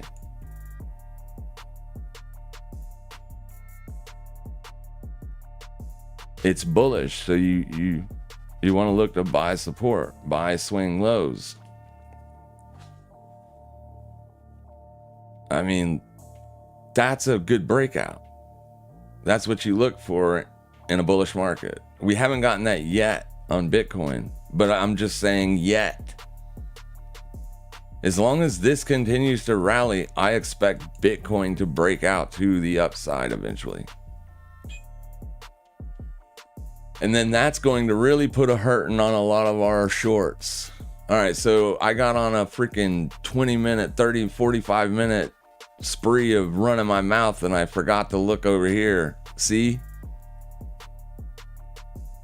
It isn't, nothing is breaking down to the downside. We got lucky on Fartcoin yesterday, and Hype is still down 1.99%. So those things are still down. But do you think Hype is going to stay down if Bitcoin starts to rip people's faces off? No, it's not. None of these will, probably. They'll probably all spike. Look at Jasmine.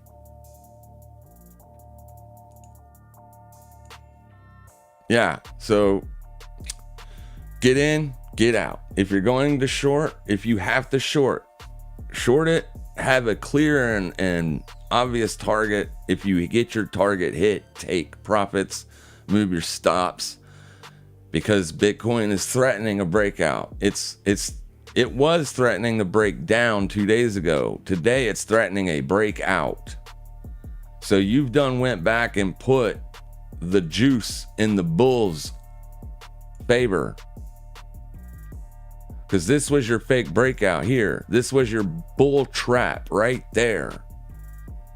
So the bearish trade should have, if these people were going to sell based on that fear, they should have already done that. When bearish markets take off, they take off to the downside. You barely get a retest entry on a bearish move, right? Very seldom do you get them. If this is going to be a bearish move, then it's literally giving people plenty of chances to short it. I don't trust that. I especially don't trust it when it's trading above the daily 21.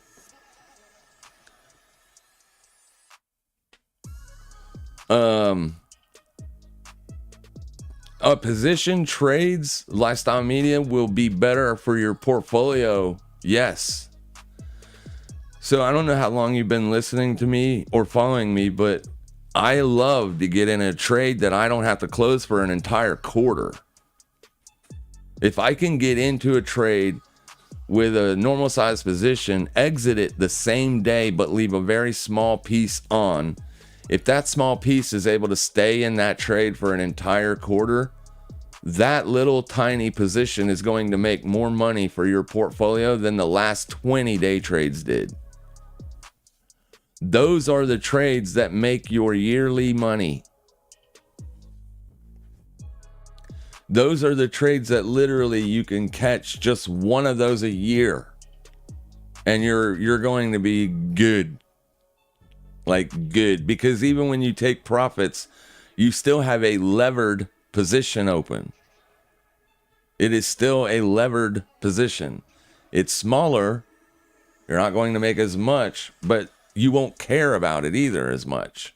It'll just be so much easier for you on your emotions, on your account. You'll have trading money because you took a huge portion of that position off.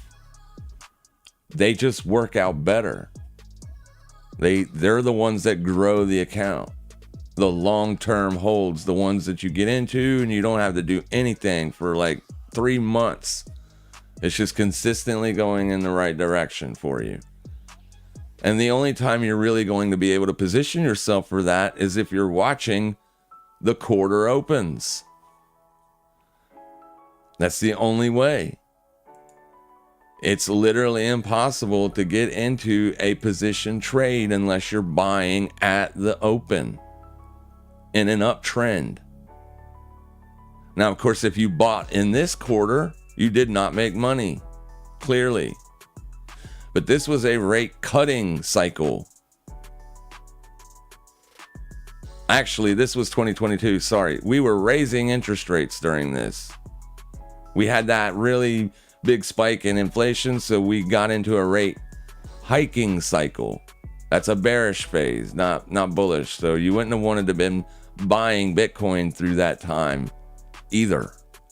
You would have been wanting to be a seller. But as long as you're in a rate cutting environment, you want to be a buyer. That would have been an easy quarter to buy. Very little downside wick. Very tiny downside wick there. Very easy to buy that quarter. Very easy to buy this quarter. You know what I'm saying? If you bought just this candle right here, you bought in at 62K. 3 months later, you could have sold at the close 93. Yeah, that's a much better trade to sit in. It is just a much better trade. And it can happen. I've shown you how to do it. I did that with euro dollar. I caught all of Q4, the entire move, and all of Q1. Q4 2024, I shorted it. I nailed that entire quarter downside. And then in Q1 2025, I bought it. I nailed that entire quarter of upside. I didn't have to touch that trade. I got stopped out on the short twice before I caught the open. 2 times I got stopped out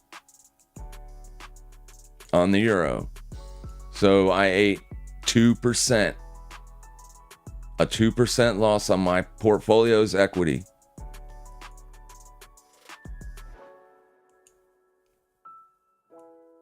There's Q4 2024. I shorted 111. I closed that trade out when I bought Q1 2025. So I closed this short out down here, and I bought down here. And I nailed this entire move. I wish I would have held it. Right? I wish I would have held it. I didn't, though. I'm out of it. I'm not going to chase it now. I'm definitely not looking for the short. Not now. I'll wait for the dollar to pull back. I'll wait for the dollar to find resistance, and then I'll look for the long again on euro dollar. Maybe next month. We don't know how much of this is priced in for the rate cut, for the dollar rate cut. This entire candle's range could be overpriced for the rate cut. And if it is, then the market can pull back continuously until it finds support. But yeah, those 2 trades made, this trade made that year, this trade made this year on the FOREX account. If you can position trade like that, you don't need to day trade. You just got to take smaller position sizes. You're not going to be able to get into a max position with 100x leverage at the quarterly open. You're going to get wicked out. You're going to get stopped out. You just got to be ready to do it, understand when it's happening, and be prepared to do so. So we know when this quarter even started pulling back. I was telling people in the members only live stream this Sunday that I was looking, or was it last week? We were looking for a euro dollar liquidation above the previous weekly swing, and then look for a potential pullback.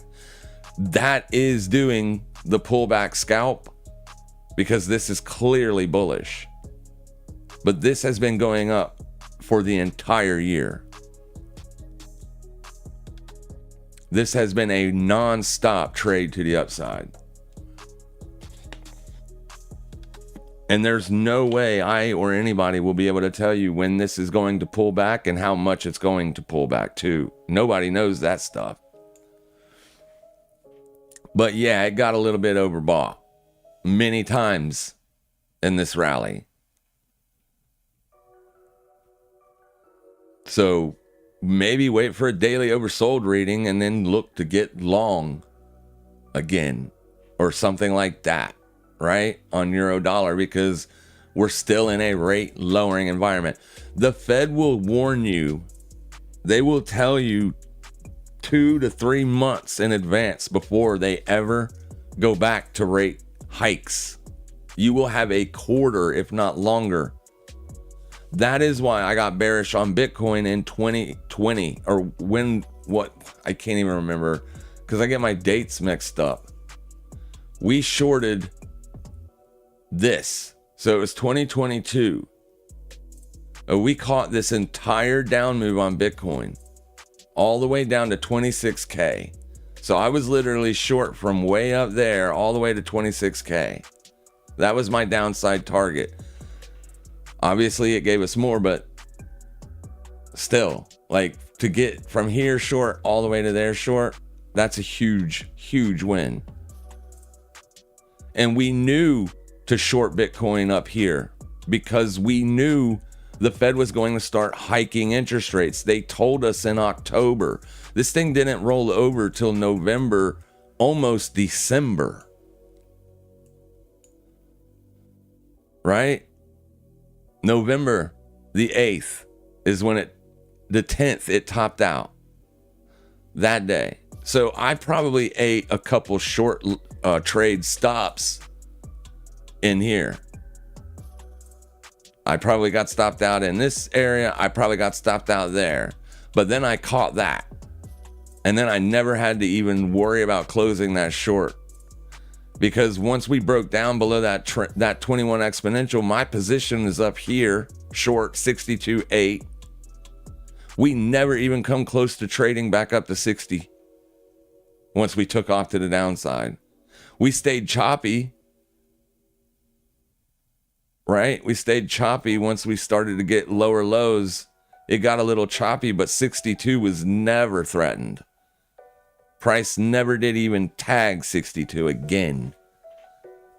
It looked at 62 in the rear view and never looked back. So those two stops that I ate before I got that, boom, it was good to go. It was good to go. And we were looking for the short. Everybody else was so bullish. And I was literally posting it, telling people this is, no, the Fed is going to do the opposite.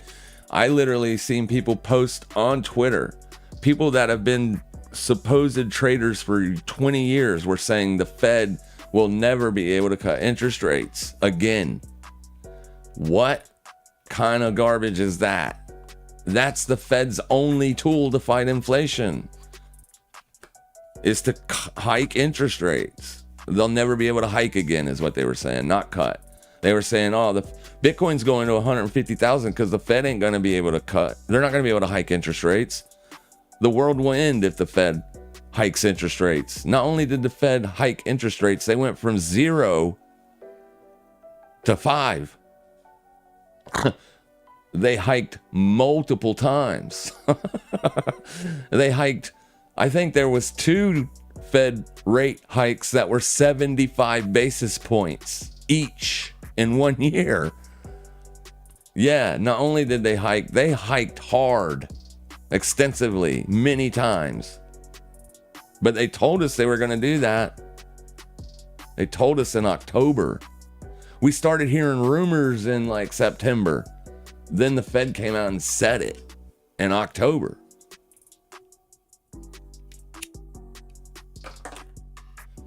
They've been telling us what they were going to do, when they were going to do it. December of 2024 was when the Fed said that they were going to, or a month or two before that, they were going to start cutting interest rates. We had, the way they said it, we have reached a sufficient level of restriction. They ain't cut as often as they wanted to this year, or as often as some people anticipated. Some people were anticipating rate cuts in 24. Some people were anticipating 6 rate cuts in 25. That's a bit much. The Fed is slow. They go slow. Yeah, they tell you. So basically, since December 2024, the Fed has been in a rate cutting environment. The reason the markets got bearish in January, February, and March was because of Trump's tariffs. And then we got to bear level market. We got a bear market level on the ES, and Trump literally came out 2 days later and said, you should buy. Literally.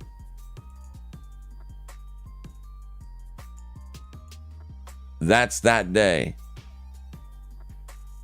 Here's your bear market level. This is 20% off the all-time high. We traded under that for 1 day. We tagged it the second day.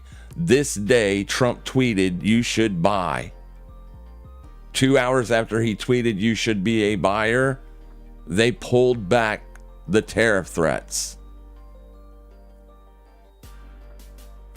I've been bullish ever since.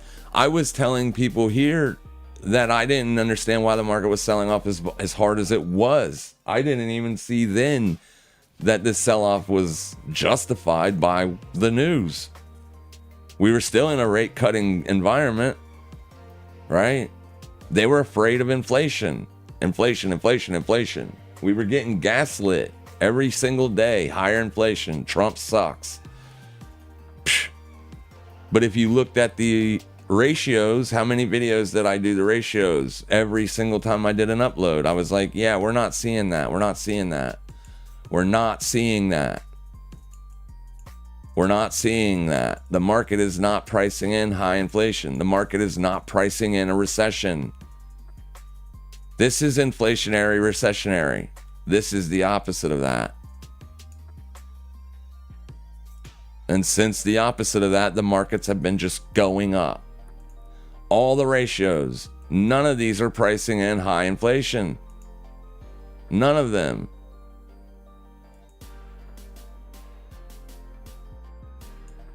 I've literally been bullish since 2023. I have not eased up on a bullish bias since the open of 2023.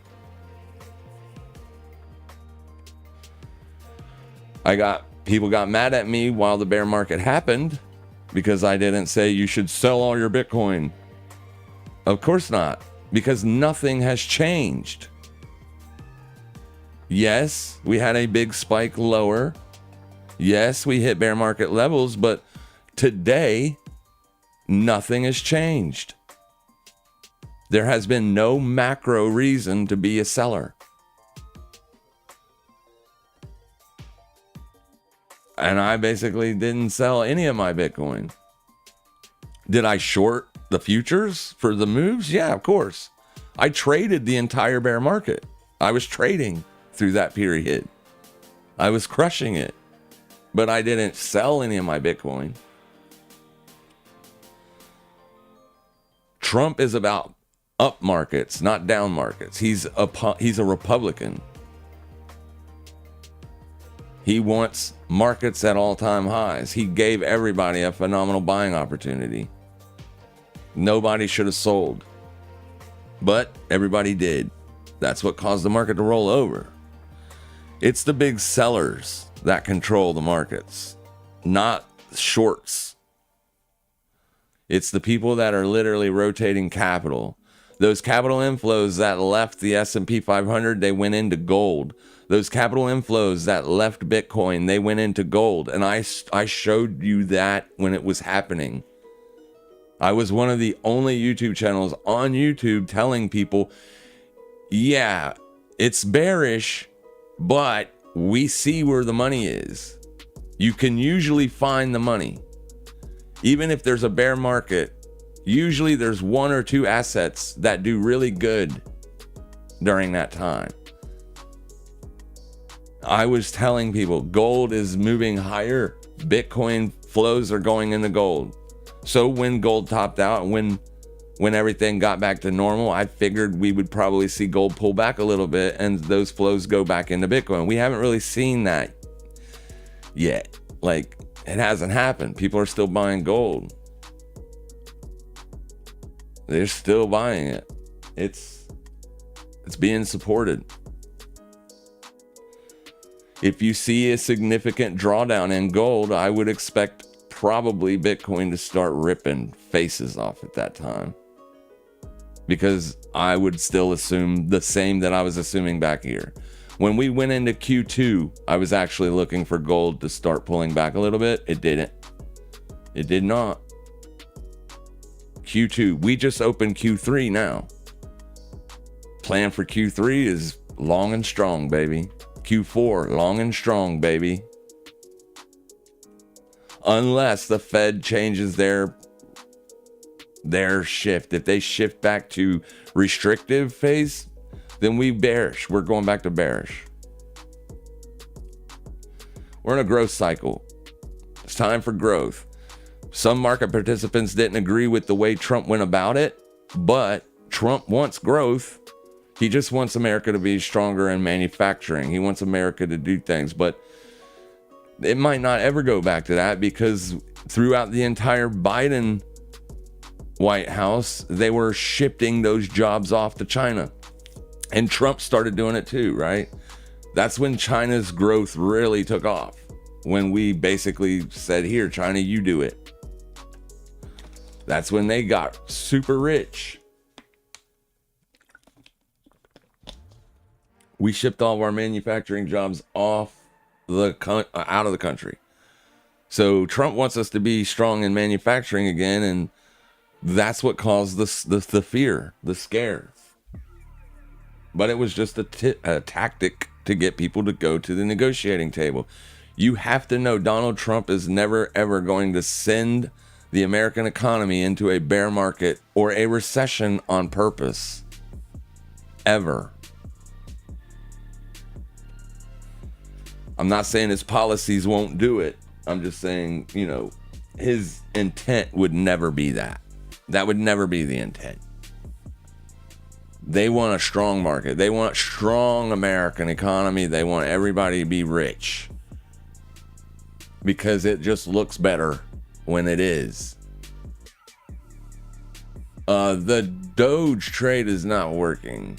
So let me go over here and we'll wrap this up. Let me see here. A couple questions did come in.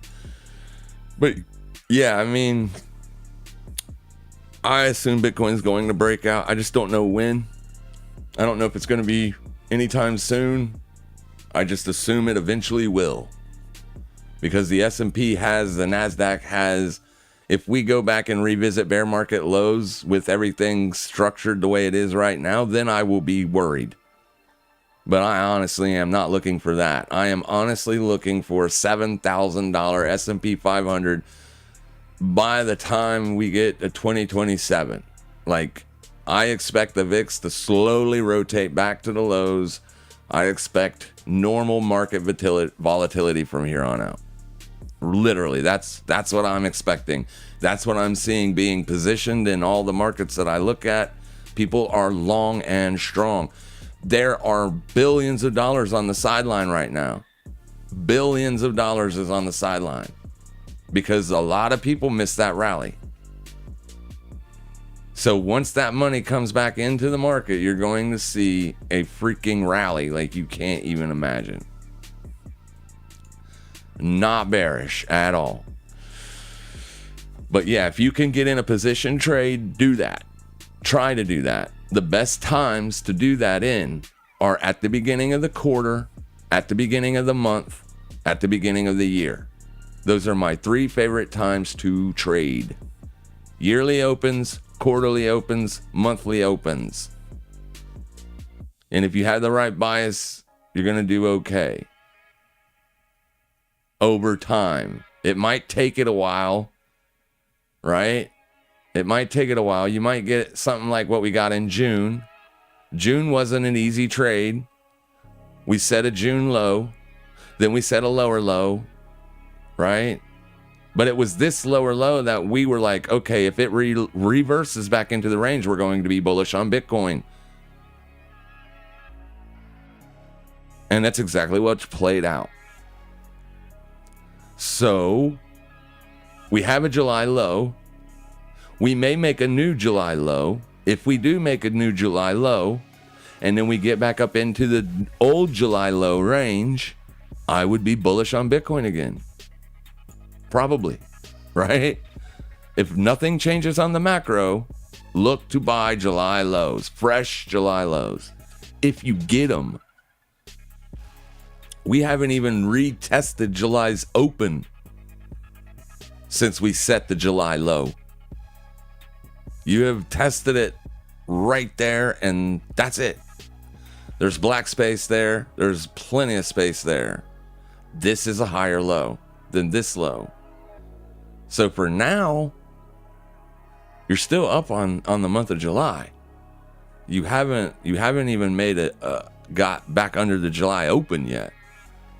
It's only if we get under that and into this area that I would be targeting July's low to the downside. But by that point, you'll be closing dailies under the 21 exponential.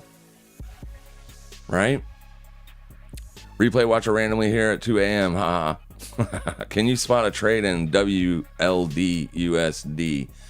It probably wouldn't be today because I'm done trading for the day. I'm actually looking to get out of that Doge short. But yeah, I can look at WorldCoin for you and give you a quick rundown. I can tell you it's bearish, but I don't know when this opened. So maybe this isn't the best exchange to look at this thing.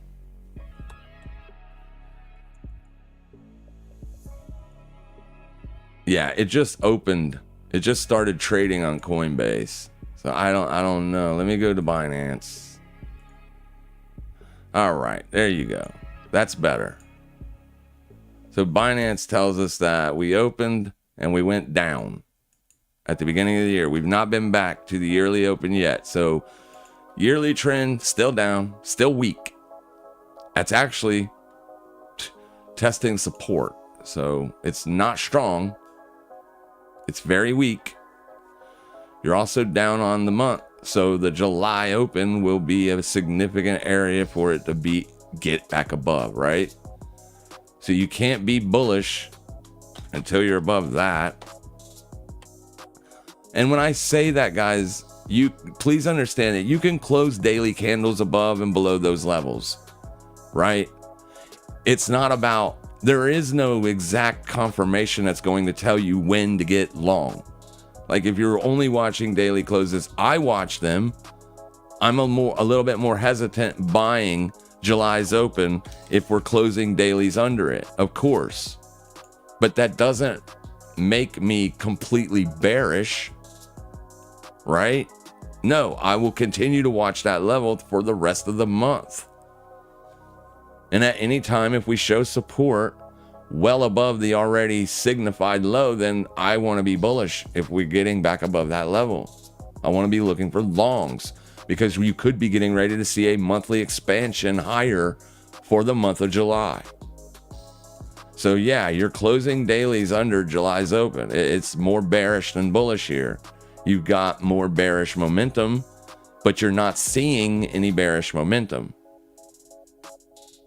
right? That's concerning because it's not breaking down. It's not breaking out and it's not breaking down. It's sideways. It's in a range. When assets are trading in a range, they are significantly more choppy. That means your technical setups will not work out as often. It is up to you, the individual trader, to understand when an asset is range bound and when an asset is trending, right? You don't want to trade assets that are range bound unless you're just scalping tiny ranges. If you're looking for position trades, you're in a choppy market, you need to be a buyer of support in an up market, a seller of resistance in a down market. Right now, it's sussing out direction. Generally, I like in this scenario, you're trading inside of May's range, but you made a fresh June low. You took out May's range low. So I don't want to see this level act as support because this would be my bearish target. I would be targeting June's low. So this is my bearish target only if and when it breaks back below May's low. Okay? So right here is daily support. Until this thing gets some, like, shows me at least something like this, then I can't be super bearish on it. But I have a bearish bias. I am more bearish than bullish. So what is the best trade here? It's to wait for a test of the July open and a failure. That is the trade. There is no weekly res. There is, but it's way up there. So you'd be back above July's open if you were testing weekly res. Now, July's open is so close to near-term price, it is absolutely acceptable to see it run above these highs. But if it does that and then instantly gets bearish again, back under, then I would have a bearish bias and I would be looking to short July's open and I would be targeting back down to the bottom edge of the range. It's not trending, so it's going to be difficult for me to take a trade inside of this range. Anywhere in this white box, I don't want to short it here because it can go here, or here, right? It's in this range.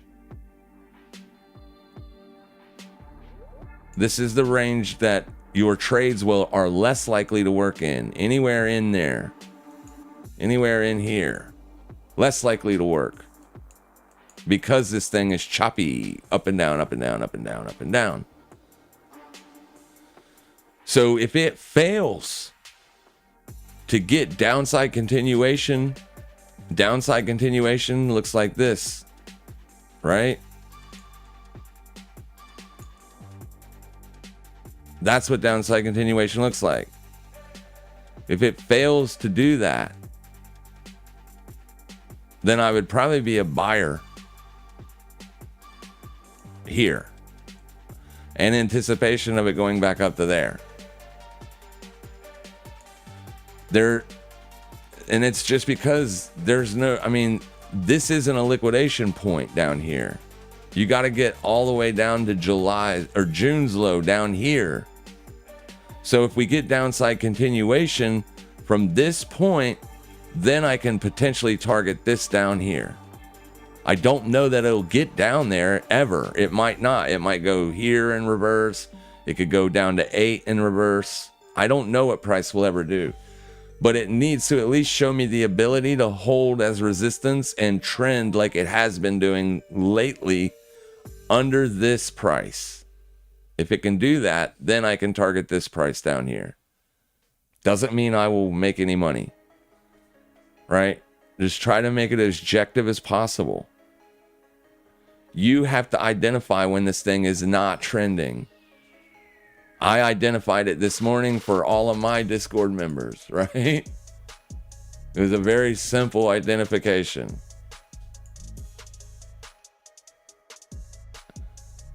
Right? Here. Can you please leave this range Bitcoin? It is in a range. So when it's in a range, it makes trading trends much more difficult. We just got a new range breakdown on Fartcoin. So Fartcoin is literally my favorite short for right now, guys. Because we literally just broke down out of its trend to the downside, and we are seeing downside continuation. I don't want to short it here, but as long as this level up here holds as resistance, I can still short it. It's still a short for me. Even if this level holds as resistance, I could short it, at least back down to here. So I've got levels to watch. I can watch June. I can watch July for the short entry, for continuation lower, because it's broken down and it's showing us the ability to trade lower. So here's a good, fat, juicy, bearish target if it doesn't get it here. So if it just pulls back for the rest of the day and into tomorrow, hits this, finds resistance, and then starts to roll over again, I will short it, target this low. Because it has broken down. The other one hasn't yet. So watch May's low. If it can't trade under that, then you need to be careful looking for shorts on Wild USD. All right? Be careful looking for shorts on Wild if it can't get below May's low. You've already taken May's low out, so it shouldn't have any problem getting below that level. It should be able to just go right through that and keep right on trucking to the downside. If it does that, you can short it.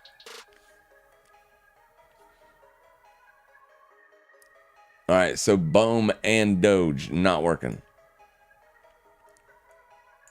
We're seeing upside continuation now because the markets have shifted back to bullish. The VIX never stopped making fresh daily lows today. It's been trending down all day. The VIX has. I told you at the beginning of the session, if this did this, it would lessen our profitable trades on alts. So you're seeing that now. So I'm closing that one, and I'm closing the bone. I will continue to hold bonk and hype short. But this was a pretty bigger loss than I wanted it to be, clearly. I should have exited that here. I should have taken it off as soon as we closed that, but I wasn't paying attention. So I had to eat a bigger loss than I wanted to eat. But we're still up. We're still up $590 on the day. So all is good. All is good. What's up, ladies and gents? You're a little bit late, my friend. We're wrapping it up. Thank you guys so much for being here once again. Yeah, we'll do it again tomorrow, as long as everything works. I mean, I don't have control over that stuff, so. But yeah, as long as everything is working, we will go live. We will stay live. We will continue to look for opportunities. As far as today goes, like, I think we're seeing I think it's safe to say Bitcoin has probably found support. Now, that doesn't mean it's going to break out today, but I told you this would be a very difficult place for Bitcoin to break down from. It could not do it. It tried and couldn't. So as long as you're trading above June's VWAP or July's VWAP here, this blue line, you guys need to really think about it ripping faces off, not looking for shorts. Because this is telling you that the shorts are struggling to get anything going to the downside. And they shouldn't be, right? Because when something is bearish, it goes fast. It goes down hard and fast, not slow and choppy. It goes down hard and fast. So keep that in mind. You guys have a fantastic rest of your day. Make sure you guys trade safe. Could you do me a favor before you exit this video? Drop me a like, go down and drop me a comment. Say anything. I don't care. Just say something. We got to get people chatting and doing things on the channel. Thank you so much for your support constantly. I really appreciate you guys being here. Some of you guys are here for the entire time. You guys are champs. Absolute legends. I appreciate every single one of you. Make sure you all trade safe, trade smart, and as always, happy trading, everybody.